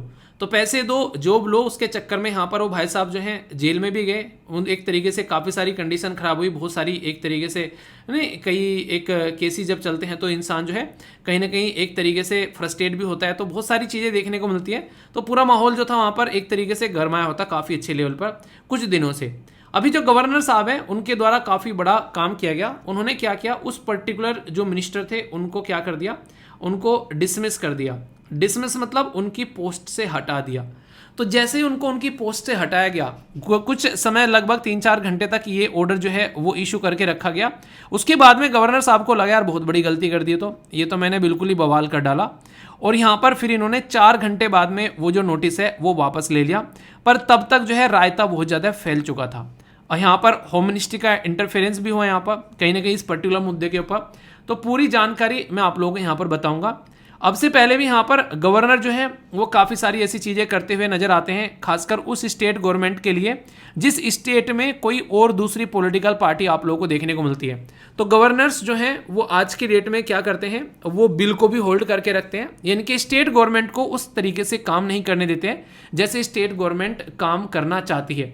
तो पॉलिटी के अंदर बहुत ही इंपॉर्टेंट टॉपिक है जिसके बारे में मैं आप लोगों से डिस्कस करने वाला हूं। कई सारी बातें आप लोगों को यहां पर जानने को मिलेगी, एक एक बात ध्यान से सुनना। एक पूरा चैप्टर भी लगभग आप लोगों को यहां पर कवर हो जाएगा। दोस्तों जब हम लोग गवर्नर के बारे में बात करते हैं तो ये बहुत ही इंपॉर्टेंट, एक रेप्यूटेड और एक कॉन्स्टिट्यूशनल पोस्ट है हमारे देश के अंदर में। बिल्कुल उसी तर्ज पर जैसे सेंटर के पास में प्रेसिडेंट होते हैं ऐसे ही स्टेट के पास में गवर्नर होते हैं। पर सबसे बुरी कंडीशन क्या है, वो ये है कि जो प्रेसिडेंट साहब जो हैं वो यहाँ पर इलेक्ट होकर आते हैं, पर लेकिन गवर्नर साहब इलेक्ट होकर नहीं आते। और ये इस चीज़ को सबसे बुरी चीज़ बनाता है। क्यों?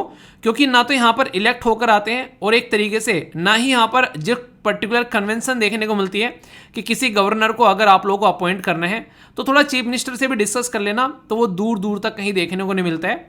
संविधान के हिसाब से अगर बात करें तो कॉन्स्टिट्यूशनल पोस्ट है और खुद सुप्रीम कोर्ट इसके बारे में बातें बोल चुके हैं कि ये कोई सेंट्रल गवर्नमेंट के एम्प्लॉय नहीं है। आप लोग इनको सेंट्रल गवर्नमेंट के जैसे एम्प्लॉय की तरीके से यूटिलाइज करते हो कि सेंट्रल गवर्नमेंट के अंदर में नौकरी करते हैं, नहीं, ये इंडिपेंडेंट कॉन्स्टिट्यूशनल ऑफिस है यार, और इसको इस तरीके से नहीं यूटिलाइज किया जा सकता, ये गलत तरीका है।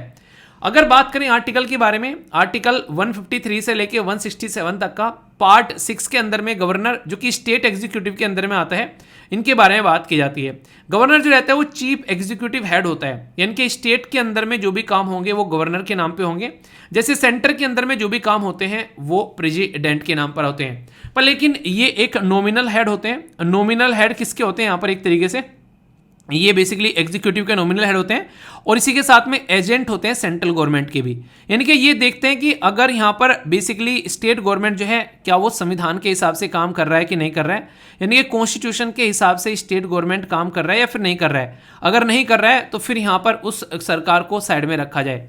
तो ये भी फंडा यहाँ पर रहता है। तो कहीं ना कहीं ड्यूअल रोल प्ले करते हैं, एक तो एग्जीक्यूटिव हेड होते हैं और दूसरे सेंट्रल गवर्नमेंट के नुमाइंदे होते हैं, ये चेक करने के लिए कि स्टेट गवर्नमेंट जो है वो सिस्टमेटिक वे में अपना काम कर रही है या फिर नहीं कर रही है। अभी मुद्दा क्या हुआ, 7th जो यहाँ पर कॉन्स्टिट्यूशन अमेंडमेंट किया गया था 1956 में, गवर्नर जो था वो एक राज्य का एक गवर्नर हुआ करता था। पर लेकिन कई बार कई सारी दिक्कतें होती हैं, कुछ कमियां पड़ जाती हैं, तो बोला कि एक राज्य के गवर्नर को दूसरे राज्य की गवर्नर की पोस्ट भी दी जा सकती है। तो इसके चलते यहाँ पर आज की डेट में एक राज्य के यहाँ पर एक मतलब 2 राज्य के एक गवर्नर भी हो सकते हैं बड़ी आसानी से। ठीक है, गवर्नर जो है वो ना तो डायरेक्टली इलेक्टेड होता है, जो कि सबसे बुरी कंडीशन देखने को मिलती है, और ना ही इनडायरेक्टली इलेक्टेड होता है। इसके बारे में डिबेट और डिस्कशन किए भी गए थे, पर लेकिन मुद्दा क्या निकल कर आया, जब संविधान असेंबली के अंदर में बेसिकली कॉन्स्टिट्यूएंट असेंबली के अंदर में ये डिबेट डिस्कशन का मुद्दा चल रहा था, तो ये लगा कि चीफ मिनिस्टर भी इलेक्टेड है, ठीक है, गवर्नर भी इलेक्टेड है, तो दोनों के बीच में रस्साकसी देखने को मिलेगी, पावर किसकी रहेगी, इसके बीच में एक रस्साकसी और निकल कर आ जाएगी। तो इसके चलते यहाँ पर इसके इलेक्शन की मनाही कर दी। हालांकि कुछ क्वालिफिकेशन है कि भारतीय नागरिक होना चाहिए और 35 साल की यहाँ पर एज होनी चाहिए। यानी कि जैसे ही यूपीएससी के अटेम्प्ट खत्म हो जाते हैं 3 साल वेट करो और उसके बाद में गवर्नर बन जाओ, ठीक है। ठीक है, तो ये आप लोग यहाँ पर देखते हैं। तो कई एक मैंने पहले जब पढ़ाया था ये टॉपिक, तो एक बच्चा कह रहा है सर 3 साल वेट ही को करना है, 25 साल की उम्र में सीधे प्राइम मिनिस्टर ना बन जाए या चीफ मिनिस्टर ना बन जाए। मैंने कहा ये शाबाश बेटा है। फॉरवर्ड चल रहे हो। अभी यहाँ पर कुछ कन्वेंशन है जिसके ऊपर कई बार सोचा जाता है कि क्या ये कन्वेंशन जो है वो काम करती है। जैसे कि जब भी यहाँ पर प्रेसिडेंट अपॉइंट करेंगे गवर्नर को तो कंसल्ट करेंगे चीफ मिनिस्टर के साथ में। ये शायद कभी होता होगा, आज तक मैंने तो देखा नहीं है, इतने दिन पढ़ाते हुए बोलिए कि किसी प्रेसिडेंट ने गवर्नर को अपॉइंट करते हुए चीफ मिनिस्टर से पूछा हो। तो ये कन्वेंशन जो है ये कन्वेंशन की कन्वेंशन ही रह जाती है, यानी कि कोई भी इसको जो है डिस्कस नहीं करता है। और कन्वेंशन क्या होता है? कन्वेंशन होता है एक तरीके से आप लोग बोल सकते हैं कि कहीं ना कहीं परंपरा चली हुई आ रही है कि ऐसा कर लेना चाहिए, पर लेकिन वो परंपरा जो है बार बार धूमिल होती नजर आती है। और सबसे बड़ी बात क्या है, ताकि जो कोई गवर्नर की पोस्ट जो है वो पॉलिटिकली मोटिवेटेड न रहे, तो बोला यह जाता है कि शुड बी एन आउटसाइडर, यानी कि जिस राज्य में जो कोई गवर्नर होगा वो उस राज्य का होगा ही नहीं, क्योंकि वो नहीं चाहते कि वो पॉलिटिक्स में इन्वॉल्व रहे उस राज्य की। तो इसलिए कोई ऐसा पर्सन बनेगा जो कि उस राज्य का न हो। चीफ जस्टिस जो है यहाँ पर अगर बात करें कंसर्न हाई कोर्ट के, वो यहाँ पर अगर बात करें तो यहाँ पर उसको ओथ दिलाते हैं, और अगर वो यहाँ पर नहीं है तो सीनियर मोस्ट जज जो है वो ओथ दिलाते हैं। इसी के साथ में यहाँ पर 5 साल का टेन्योर होता है, पर लेकिन प्रेसिडेंट की इच्छा के ऊपर डिपेंडेंट होता है, और इसलिए घर की बात है तो घर में ही रेजिग्नेशन देकर जाते हैं, प्रेसिडेंट को ही रेजिग्नेशन देकर जाएंगे अगर इनको रिटायरमेंट लेना है तो। सुप्रीम कोर्ट जो है अगर बात करें तो बात करते हैं प्लेजर ऑफ प्रेसिडेंट जो है यहाँ पर ये इज नॉट जस्टिसेबल, यानी कि प्रेसिडेंट गवर्नर को रखेंगे या फिर नहीं रखेंगे ये बेसिकली एक एग्जीक्यूटिव का मैटर हो जाता है। और यहाँ पर सुप्रीम कोर्ट इससे अपना पल्ला झाड़ लेते हैं, वो बोलते हैं कि इन्हीं को देखने दो कि इस चीज को कैसे लेके चलना है और कैसे नहीं लेके चलना है। हमारे देश के अंदर में एक इंटरेस्टिंग चीज बता दूं मैं आप लोगों को, जो मॉडल फॉलो करते हैं वो कैनेडियन मॉडल है। अमेरिका के अंदर में जो गवर्नर है वो डायरेक्टली इलेक्टेड होता है, पर कनाडा में यहाँ पर क्या होता है, गवर्नर जो है वो यहाँ पर ये अपॉइंट किया जाता है सेंट्रल गवर्नमेंट के द्वारा, जैसा कि हमारी कॉन्स्टिट्यूएंट असेंबली ने भी एक्सेप्ट किया था कि यहाँ पर ये बेसिकली इलेक्टेड मेंबर नहीं होना चाहिए, वरना फिर दिक्कतें देखने को मिल जाएंगी। और वो दिक्कतें कई बार देखने को मिलती भी है इन सब मुद्दों को ध्यान में रखते हुए। और ये आज की बात नहीं है, पहले भी जैसे मैंने बताया इसके ऊपर कई सारे ऐसे केसेस आ चुके हैं कि गवर्नर की पोस्ट को कैसे रखना चाहिए भाई साहब ये बता दो, क्योंकि गवर्नर की पोस्ट की वजह से बहुत सारी दिक्कतें देखने को मिलती हैं। अभी जो गवर्नर साहब हैं यहाँ पर अगर बात की जाए सबसे बड़ी बात क्या देखने को मिली, गवर्नर साहब अगर कुछ भी काम करते हैं तो यहाँ पर एड एंड एडवाइस पर काम करते हैं कॉन्स्टिट्यूएंट असेंबली की। वो ऐसा नहीं कि अपनी मनमानी से किसी को भी उखाड़ के फेंक देंगे, किसी को भी रेजिग्नेशन एक तरीके से किसी को भी डिसमिस कर देंगे। वो उसी इंसान को डिसमिस करेंगे जिसको चीफ मिनिस्टर, जो कि काउंसिल ऑफ मिनिस्टर हेड की जाती है चीफ मिनिस्टर के द्वारा, अगर वो एडवाइस करे आकर गवर्नर को तभी वो काम करेंगे। पर जिस तरीके से गवर्नर ने बिना किसी एड एंड एडवाइस के यहाँ पर एक पर्टिकुलर मिनिस्टर को डिसमिस कर दिया, तो ये एक तरीके से बोला जा रहा है कि संविधान का उल्लंघन है और गवर्नर को उनकी पोस्ट से हटाना चाहिए। तो ये भी बातें यहाँ पर चल रही हैं, बहुत ही ज्यादा इसके ऊपर हा हुल्ला भी हुआ। तो यहाँ पर कई सारे इशू देखने को मिले। गवर्नर के पास में 4 मुद्दे होते हैं बेसिकली, या तो वो किसी बिल को एसेंट दे दे, यानी कि ठीक है सही है भाई साहब जाओ एंजॉय करो, या फिर उसको रोक के रख ले लंबे समय तक, या रिटर्न कर दे पर लेकिन मनी बिल को रिटर्न नहीं कर पाएंगे, या फिर यहाँ पर क्या किया जाए इसी के साथ में रिजर्व रख ले बिल प्रेसिडेंट के लिए कि प्रेसिडेंट साहब इसको देखेंगे। पर लेकिन प्रेसिडेंट के लिए जब रिजर्व रखा जाएगा तो उसके पीछे कुछ ना कुछ मुद्दा होना चाहिए ना।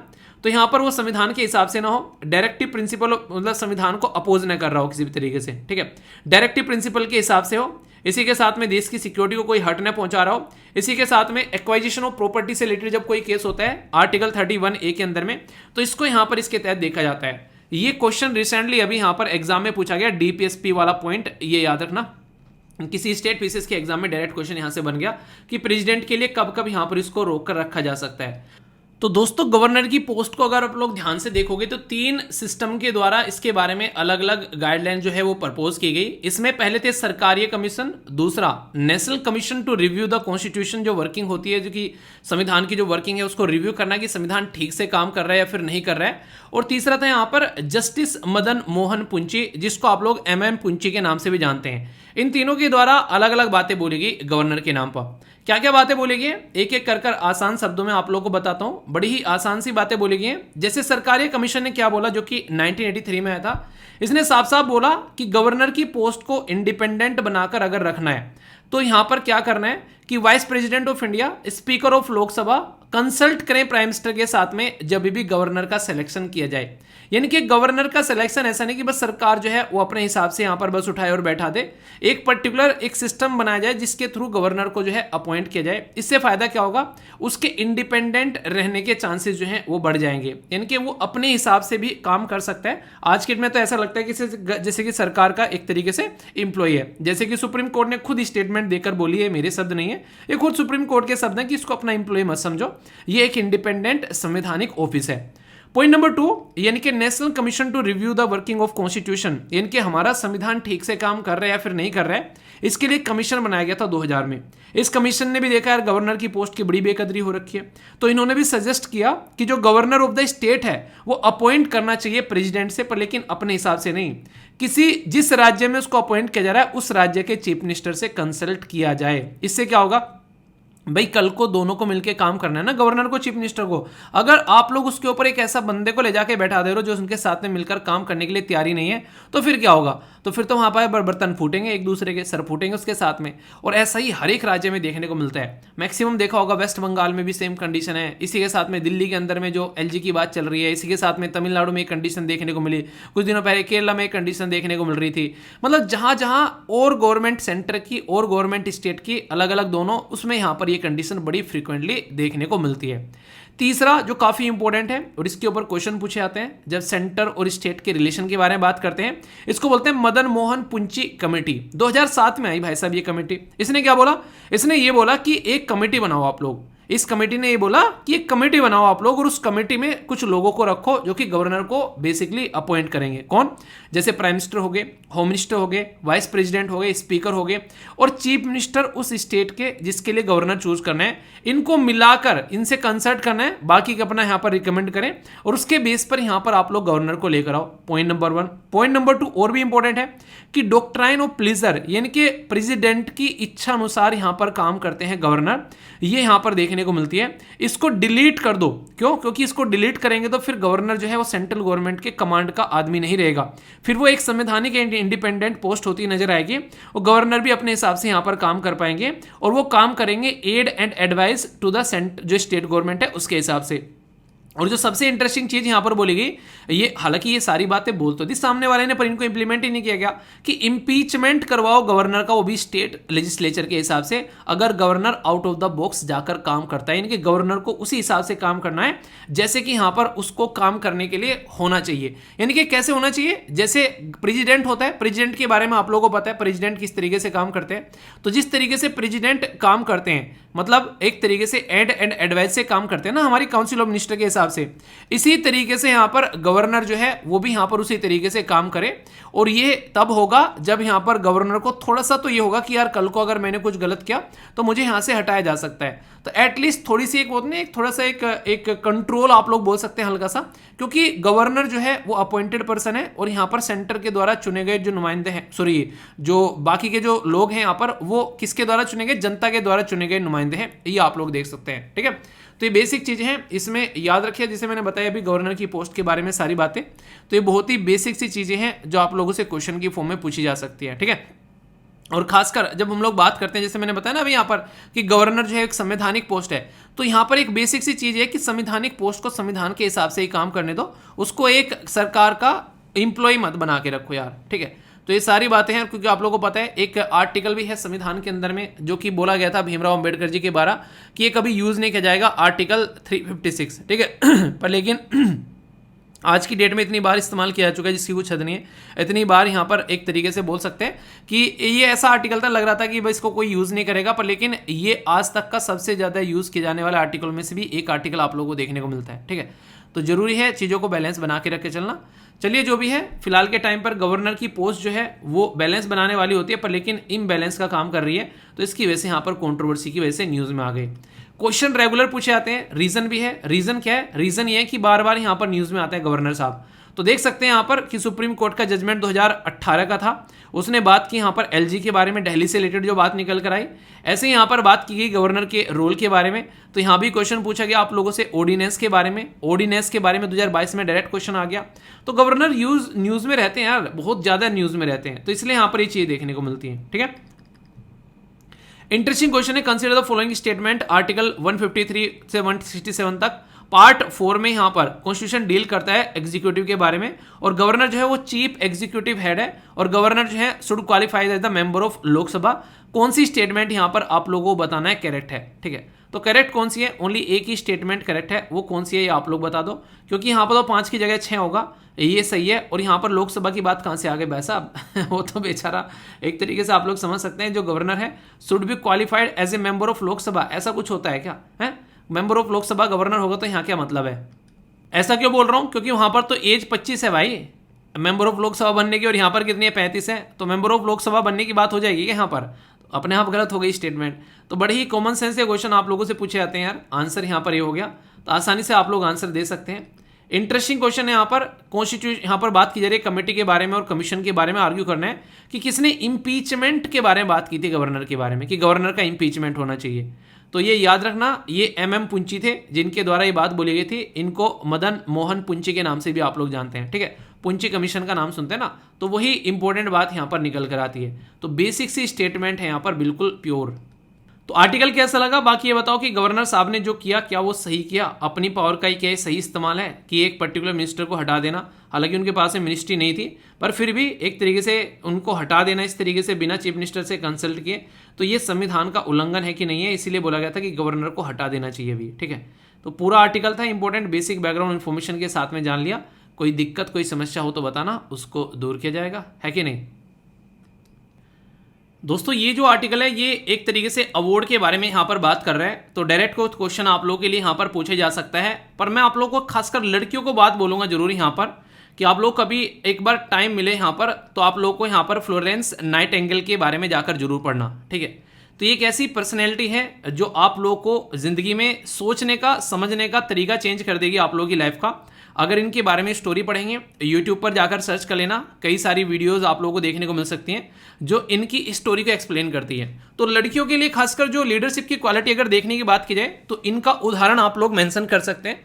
इनकी स्टोरी जाकर पढ़ना आप लोग, मतलब एक तरीके से ना अपनी जिंदगी में एक नया टारगेट बना पाएंगे अपनी लाइफ को लेकर चलने का। अभी क्यों डिस्कस करने, नेशनल फ्लोरेंस नाइटिंगेल अवार्ड के बारे में बात की जा रही है। प्रेसिडेंट ऑफ इंडिया ने यहां पर अभी ये अवार्ड दिया ANM थी कहां से, तेलंगाना से। तो ANM क्या है, इसको बोलते हैं ऑक्सिलरी नर्सिस एंड मिडवाइफ, यानी कि नर्सिस आप लोग बोल सकते हो, जो कि खासकर जो हॉस्पिटल में आप लोगों ने देखा होगा इतनी जद्दोजहद से काम करती हैं बहुत सारी नर्सिस, जो किस तरीके से ध्यान रखती हैं मरीजों का, तो उनके बारे में बात की जा रही है। तो इन्हीं के नाम पर यहां पर नेशनल फ्लोरेंस नाइटिंगेल अवार्ड दिया जाता है 2022-23 का नर्सिंग प्रोफेशनल फंक्शन में राष्ट्रपति भवन के में बेसिकली यहां पर दिया गया। ये जो अवार्ड था ये गवर्नमेंट ऑफ इंडिया के द्वारा 1973 में स्टार्ट किया गया। ये हेल्थ मिनिस्ट्री प्रोवाइड कराती है ताकि सोसाइटी में जो नर्स का काम करते हैं, जो नर्सिंग का काम करते हैं, और नर्स ऐसा नहीं कि लड़कियां ही होती हैं, ठीक है लड़के भी होते हैं। तो एक पहले मैंने एक दिन आर्टिकल डिस्कस किया तो उस टाइम पर मैंने बोला था इसको, तो बच्चे कहने लगे नहीं सर लड़कियां ही नर्स होती हैं। तो नर्स ऐसा नहीं है कि ये पर्टिकुलर टर्म इस तरीके से कि यहाँ पर आप लोग इसको ऐसे नहीं कि इसके साथ में आप लोग जेंडर डिस्क्रिमिनेशन करोगे, ठीक है। फ्लोरेंस नाइटिंगेल जो थी यहाँ पर ये इंग्लैंड की एक सोशल रिफॉर्मर थी और बहुत ही अच्छी खासी फैमिली से आया करती थी, पर लेकिन इसकी फैमिली को ये पसंद नहीं था कि एक तरीके से जाए यहाँ पर मरीजों को, जो एक तरीके से ना बीमार मरीज और उनकी हेल्प करना। तो इनके घर वाले चाहते थे कि यहाँ पर ये इस तरीके काम न करे, पर लेकिन ये अपनी जिद पर अड़ गई। और आप लोग देखो जिद पर अड़ने का क्या मतलब है कि इस धरती पे से जाने के बाद भी इनके नाम पर अवार्ड है और हमारे देश के अंदर में हम लोग उस अवार्ड के बारे में डिस्कस कर रहे हैं, ठीक है। तो यहां से आप लोग अंदाजा लगा सकते हैं नाइटिंगेल जो है उन्होंने काफी लार्ज स्केल पर बेसिकली अपना काम किया। इवन यहां पर क्रीमिया जो वॉर हुई उसके टाइम पर भी इन्होंने रोल प्ले किया, और यहां पर इनके नाम पर स्कूल आप लोगों को देखने को मिलता है लंदन के अंदर में आज की डेट में। तो सोचो उस टाइम पर अगर ये अपने घर वालों की बात मानकर अगर रुक जाती, जैसे साहस के साथ में इसने काम किया, अगर उस पैटर्न में अपने आप को ना लेकर आ पाती तो पता नहीं होता कि धरती पर कोई ऐसी लड़की आई भी थी और चली भी गई। तो ये होते हैं जिंदगी में, अगर थोड़ा सा जज्बा आप लोग दिखाओगे ना तो अपने आप को आप लोग ऐसी जगह पाओगे कि आने वाली जनरेशन भी आप लोगों के बाद में याद रखेगी कि हाँ यार कोई ऐसा इंसान इस धरती पर आया था। तो यही एक ऐसी चीज है जो कि आप लोग सोसाइटी में कंट्रीब्यूट कर सकते हो। और मैं हमेशा बोलता हूं कि जिंदगी में अपने लिए सब जीते हैं, अगर थोड़ा दूसरों के लिए जीना सीखोगे तो बहुत कुछ आप लोग करके जाओगे, और वो तब कर पाओगे जब पहले अपने लिए जी लोगे ढंग से, यानी कि अपने आप को एक पैरों पर खड़ा कर लोगे, तभी दूसरों के लिए कुछ कर पाओगे। कहते हैं ना भूखे पेट तो भगवान के भजन भी नहीं होते। तो ये रियलिटी है। तो एक तरीके से तभी दूसरे की हेल्प कर पाओगे जब आप लोग खुद अपने लेवल पर आप लोग चीज़ों को अच्छे से कर पाओगे। ठीक है, तो ये जरूरी है पहले अपने पैरों पर खड़े हो, फिर दूसरे की हेल्प करना जितनी कर सकते हो। मैं इसलिए बोलता हूँ कभी आप लोग किसी को हेल्प करनी है तो अभी माँ बाप के पैसे हैं, मम्मी पापा के पैसे हैं, उनके हिसाब से हेल्प नहीं करनी है। अपना जब कमाने लगो उसमें से जरूर कंट्रीब्यूट करना सोसाइटी में अपने हिसाब से 5 से 10% जो भी आप लोगों को सुटेबल लगे, ताकि आप लोगों को सेटिस्फेक्शन की नींद आए, जिंदगी में मजा आए जीने में कि हाँ यार हम भी कुछ कर रहे हैं। तो उससे एक ऐसा नहीं, एक तरीके की फीलिंग होती है कि यार हमारा भी कोई वजूद है, वो वाली फीलिंग आती है। आप देखना जरूर, मजा आएगा आप लोगों को। ठीक है, और बाकी इसके बारे में ऐसा नहीं कि लड़कियों को ही पढ़ना है, लड़के भी पढ़ सकते हैं। ये बहुत ही अच्छी स्टोरी आप लोगों को देखने को मिलेगी, इनके बारे में जानने की कोशिश जरूर करना पड़े एक बार। ठीक है, देखना, देखने के बाद में फिर अपना फीडबैक देना मुझे। ठीक है, क्या जो बोला वो सही था या फिर बस हवाई हवा बातें कर रहा था मैं, तो ये जरूर बताना मुझे आके एक बार। ओके दोस्तों, अक्सर स्पोर्ट की न्यूज़ जो रहती है वो एंड में रहती है, पर लेकिन आज स्टार्टिंग में आई है क्योंकि आप लोगों के लिए है चैलेंज। जो क्वेश्चन का आंसर सही देगा उसको क्या करूँगा, बताओ क्या करूँ उसके साथ में, है सोचने दो। चलो आज जो आप ही डिसाइड कर लेना क्या चाहिए। ठीक है ना, जो आंसर सही देगा। अभी क्या है, लियोन मेसी के बारे में आप लोग जानते हो, इनको बेस्ट फॉरेन प्लेयर का अवार्ड दिया गया फ्रांस के अंदर में। तो ये तो एक वैसा नॉर्मल क्वेश्चन हो गया। जो मैं पूछने जा रहा हूँ वो क्वेश्चन का आंसर आप लोगों को देना है, अभी आगे पूछूंगा आप लोगों से। लियोन मेसी जो है बेस्ट फॉरेन प्लेयर का अवार्ड जीता। इनके द्वारा अपना जो करियर स्टार्ट किया गया था 2003 में स्टार्ट किया गया था। बार्सिलोना जो कि स्पेन में है, यहाँ पर इसकी बेसिकली टीम के साथ में खेलना स्टार्ट किया गया यहाँ पर, और आगे चलकर ये काफ़ी शानदार परफॉर्मेंस इनके द्वारा दी गई। आज की डेट में ये थर्ड हाईएस्ट गोल स्कोरर हैं इंटरनेशनल लेवल पर, 103 गोल के साथ में अर्जेंटीना के लिए बेसिकली देखने को मिलता है। तो यानी कि तीसरे नंबर पर ये हैं। तो क्वेश्चन क्या है, पहले नंबर पर कौन है बता दो। ये क्वेश्चन हो गया, इसको तो कोई भी बताएगा, ये कहेंगे ना वहाँ सर इसका तो बता ही देंगे आंसर है। ऐसे पिद्दी सा क्वेश्चन थोड़ी ना पूछूंगा, बच्चा भी बता देगा कि रोनाल्डो होगा। ठीक है, आप लोगों को बताना है क्वेश्चन है दूसरे नंबर पर कौन होगा, और उस इंसान के देश का नाम बस आप लोगों को बताना है। ठीक है, ये है क्वेश्चन। मतलब देखता हूं कौन इसका आंसर देगा, कौन करेक्ट आंसर देगा। जब मैं बताऊंगा तो बताना कि किस किसने आंसर दिया। ऐसा कोई है कि जिसने आंसर दिया होगा, सोच लो इसका आंसर दो। मैं जानना चाह रहा हूं कि किसने, उसके आसपास भी किसी ने सोचा है क्या। ठीक है, बताओ चलो, कुछ सेकंड का टाइम दे रहा हूं, सोच लो। उस इंसान का नाम है अलीदाई, और वो बंदा है ईरान का। सोच रहे हो आप लोग यहाँ पर, उसने 109 गोल किए हैं इंटरनेशनल लेवल पर। 1993 से लेकर 2006 तक खेला बंदा शानदार तरीके से। ठीक है, तो आप लोग यहाँ पर देख सकते हैं। तो बहुत ही शानदार परफॉर्मेंस के साथ में यहाँ पर एक तरीके से दूसरे नंबर पर आज के डेट में भी है। लियोन मेसी जो है वो तीसरे नंबर पर है, वो दूसरे पर है, और पहले पर तो आप लोगों को पता ही है वो है रोनाल्डो। तो ये कुछ बेसिक चीज़ें हैं, कई बार क्वेश्चन बन जाते हैं तो हल्का सा आइडिया रख सकते हैं। पर्सन इन न्यूज़ में इंपॉर्टेंट न्यूज़ है यहाँ पर, और मैंने आप लोगों से पूछा भी था पर्सन इन न्यूज़ में स्टार्टिंग में ही कि पहचानो कौन, ये इंपॉर्टेंट पर्सनैलिटी कौन है, इनके बारे में आप लोगों को बताना है। रीज़न क्या है, रीज़न यहाँ पर यह कि सीबीआई एक ऐसी एजेंसी है जो सबसे ज़्यादा न्यूज़ में रहती है, और इसके बारे में अक्सर आप लोगों से क्वेश्चन जो है वो डायरेक्ट एग्जाम में पूछे भी जाते हैं। तो इसलिए थोड़ा सा इसके बारे में मैं आप लोगों से कुछ बातें भी करूंगा ताकि टॉपिक को भी आप लोग ढंग से अंडरस्टैंड कर सकें। सीबीआई के नए स्पेशल डायरेक्टर अपॉइंट कर दिए गए हैं अजय भटनागर साहिब। ठीक है, तो अजय भटनागर साहिब जो हैं ये अकेले नहीं है, अनुराग एडिशनल और इसी के साथ में मनोज एडिशनल, यानी कि 2 एडिशनल डायरेक्टर, और ये आप लोगों को देखने को मिलेंगे स्पेशल डायरेक्टर सीबीआई के सारे जो हैं आईपीएस ऑफिसर हैं पुराने बैचेस के, जिनको यहाँ पर ये पोस्ट दी गई है। ये तो हो गई इंपॉर्टेंट पर्सनैलिटी के बारे में, पर लेकिन अगर पर्टिकुलर सीबीआई के बारे में जानने की बात की जाए तो ये काफ़ी इंपॉर्टेंट है, इसके बारे में आप लोगों को याद रखना है। सेंट्रल ब्यूरो ऑफ इन्वेस्टिगेशन बोलते हैं, नाम से ही पता चलता है कि सेंटर की एक ऐसी एजेंसी है जो कि इन्वेस्टिगेशन का काम करती है। सबसे पहले तो ये बात रखना, ठीक है। ये कहीं ना कहीं आप लोगों को देखने को मिलेगा, ये एक असिस्टेंट भी प्रोवाइड कराती है यहाँ पर सीवीसी को, और इसी के साथ में लोकपाल को, तो उनको एक सपोर्ट भी प्रोवाइड कराती हुई ये नज़र आती है। ये फंक्शन करती है मिनिस्ट्री ऑफ जो एक तरीके से पेंशन एंड पर्सनल ये ग्रीवेंसेस उसके अंडर में, जो कि आज की डेट में आप लोगों को यहाँ पर देखने को मिलती है। एक तरीके से कोशिश की जाती है कि इसको इंडिपेंडेंट रखा जाए, पर इन रियलिटी में ये नॉर्मली माना नहीं जाता है। इसको कई बार एक तरीके से ना पिंजरे का तोता भी बोलते हैं।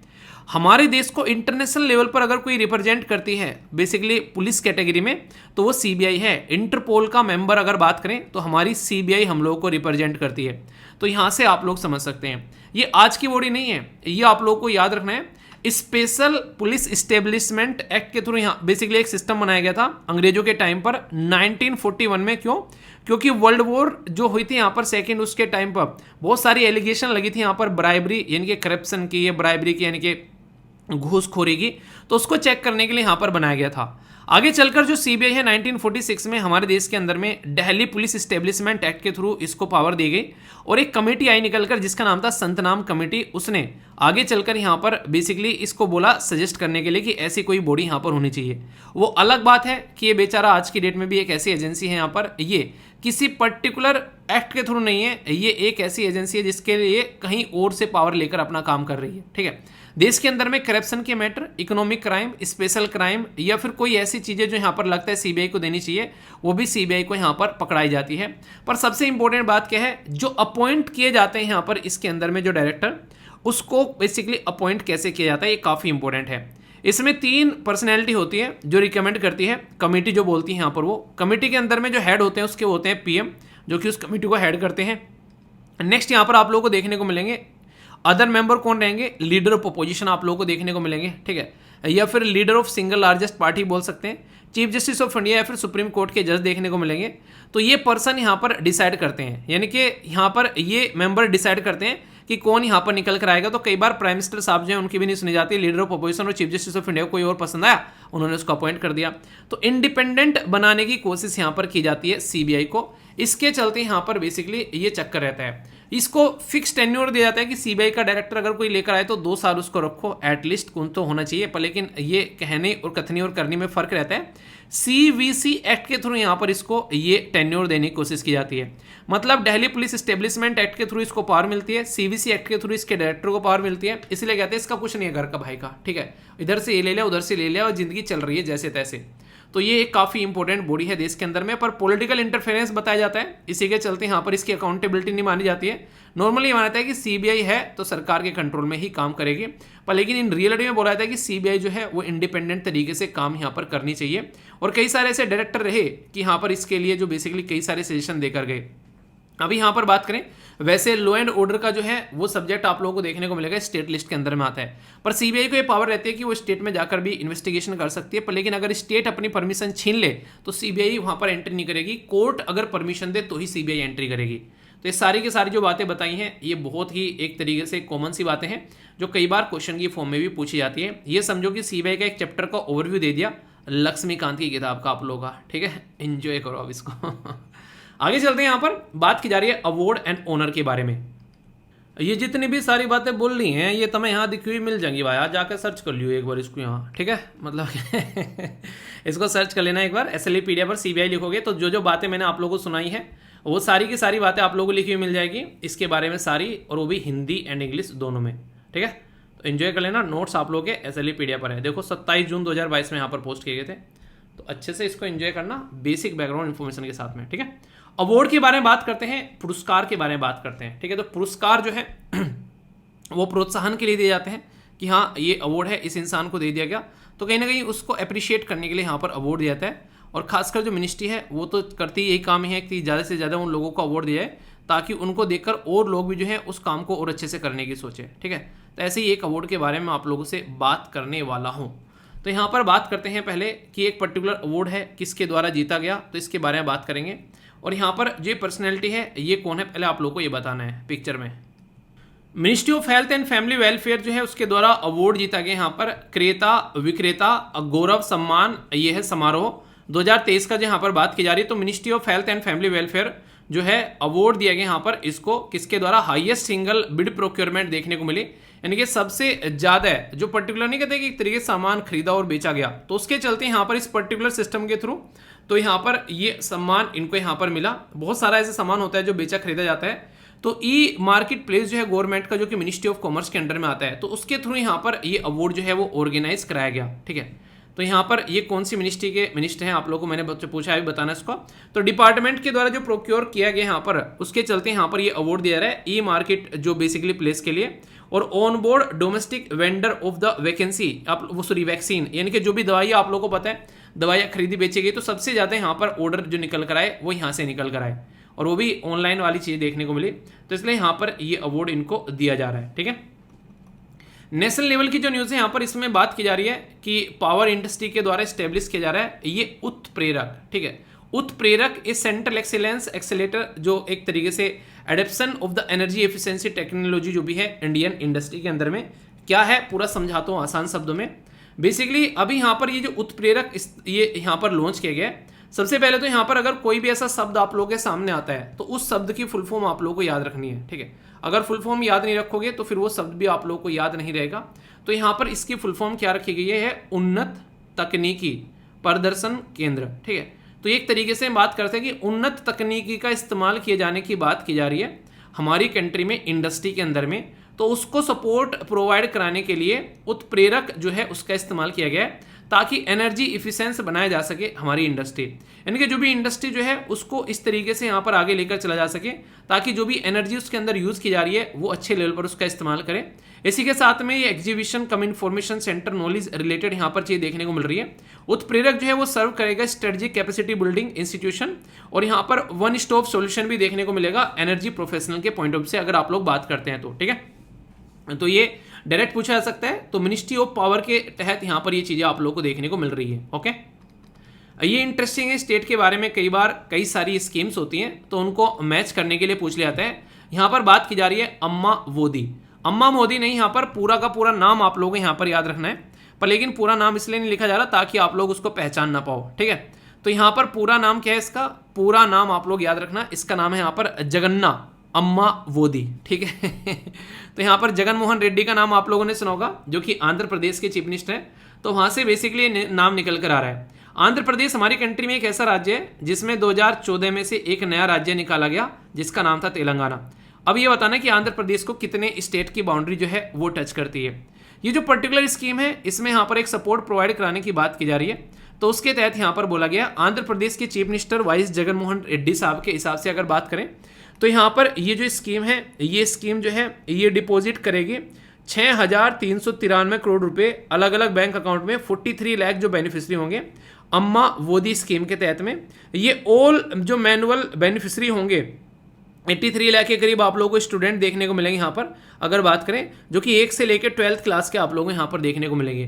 तो एक सपोर्ट प्रोवाइड कराने की कोशिश की जा रही है, ऐसा आप लोग बोल सकते हैं यहाँ पर आंध्र प्रदेश के चीफ मिनिस्टर के द्वारा, ठीक है। तो ये क्वेश्चन बन सकता है किस राज्य की स्कीम है, तो ये आप लोग एटलीस्ट याद रख सकते हैं, ठीक है। नेक्स्ट बात की जा रही है क्वालिटी कंट्रोल ऑफ इंडिया के साथ में मिलकर उड़ीसा गवर्नमेंट के द्वारा लॉन्च किया गया उड़ीसा गुणवत्ता संकल्प। देखिए यहाँ पर सबसे बड़ी बात क्या है, अगर आप लोग चाहते हैं कि जो भी प्रोडक्ट आप लोग है उसकी क्वालिटी बनी रहे तो यहाँ पर उसकी क्वालिटी बनी रहेगी तो उसका एक्सपोर्ट भी अच्छा होगा और नाम भी आपका बढ़ेगा। तो आम के आम और गुठलियों के दाम वाली बात होती है। तो उसी के तहत आप लोग यहाँ पर देखते हैं उड़ीसा के अंदर में जो यहाँ पर उड़ीसा गुणवत्ता जो संकल्प है उड़ीसा क्वालिटी मिशन ये लॉन्च किया गया ताकि यहाँ पर इंडस्ट्री जो है वो अच्छी क्वालिटी में काम कर सके और प्रमोट किया जा सके क्वालिटी अक्रॉस द स्टेट। तो क्वालिटी कंट्रोल ऑफ इंडिया जो है वो यहाँ पर मिलकर काम करने वाली है एक तरीके से, और इसी के साथ में ऑपरेशन देखा जाएगा थर्ड जो पार्टी नेशन एक्सेलेशन सिस्टम के थ्रू ताकि क्वालिटी जो है हर एक सेक्टर में इंप्रूव की जा सके। क्वालिटी और क्वांटिटी में जिस दिन फर्क समझ में आ गया उस दिन आप लोग चीज़ों को समझ जाओगे। यानी कि वो नहीं कहते कि जितना खाना है उतना ही खाओ ताकि पेट खराब ना हो, तो वही वाली बातें आप लोग समझ सकते हैं। तो क्वालिटी इसीलिए देने की बात यहाँ पर की जाती है, ठीक है। बड़ी ही बेसिक सी चीज़ है जो कि आप लोग यहाँ पर याद रख सकते हैं। बात करेंगे यहाँ पर इकोनॉमी के बारे में, तो यहाँ पर बेसिकली आईसीआईसीआई और इसी के साथ में ये बेसिकली आईसीआईसी की दो ग्रुप है यहाँ पर, एक है यहाँ पर लंबार्ड और दूसरा यहाँ पर प्रू लाइफ, ठीक है। नॉर्मली इनके द्वारा जो लॉन्च किया गया इसको बोला गया आई शील्ड। आप लोग कई बार बात करते हैं दो चीज़ों के बारे में, एक तो बोलते हैं लाइफ इंश्योरेंस और एक बोलते हैं हेल्थ इंश्योरेंस। तो इनके द्वारा दोनों को इकट्ठा करके एक जगह मिला दिया है, यानी कि लाइफ इंश्योरेंस और इसी के साथ में एक तरीके जो जनरल इंश्योरेंस होता है और यहाँ पर जो बेसिकली लाइफ इंश्योरेंस होता है उसको मिलाकर इनके द्वारा ज्वाइंट एक इंश्योरेंस स्कीम यहाँ पर लेकर आई जा रही है।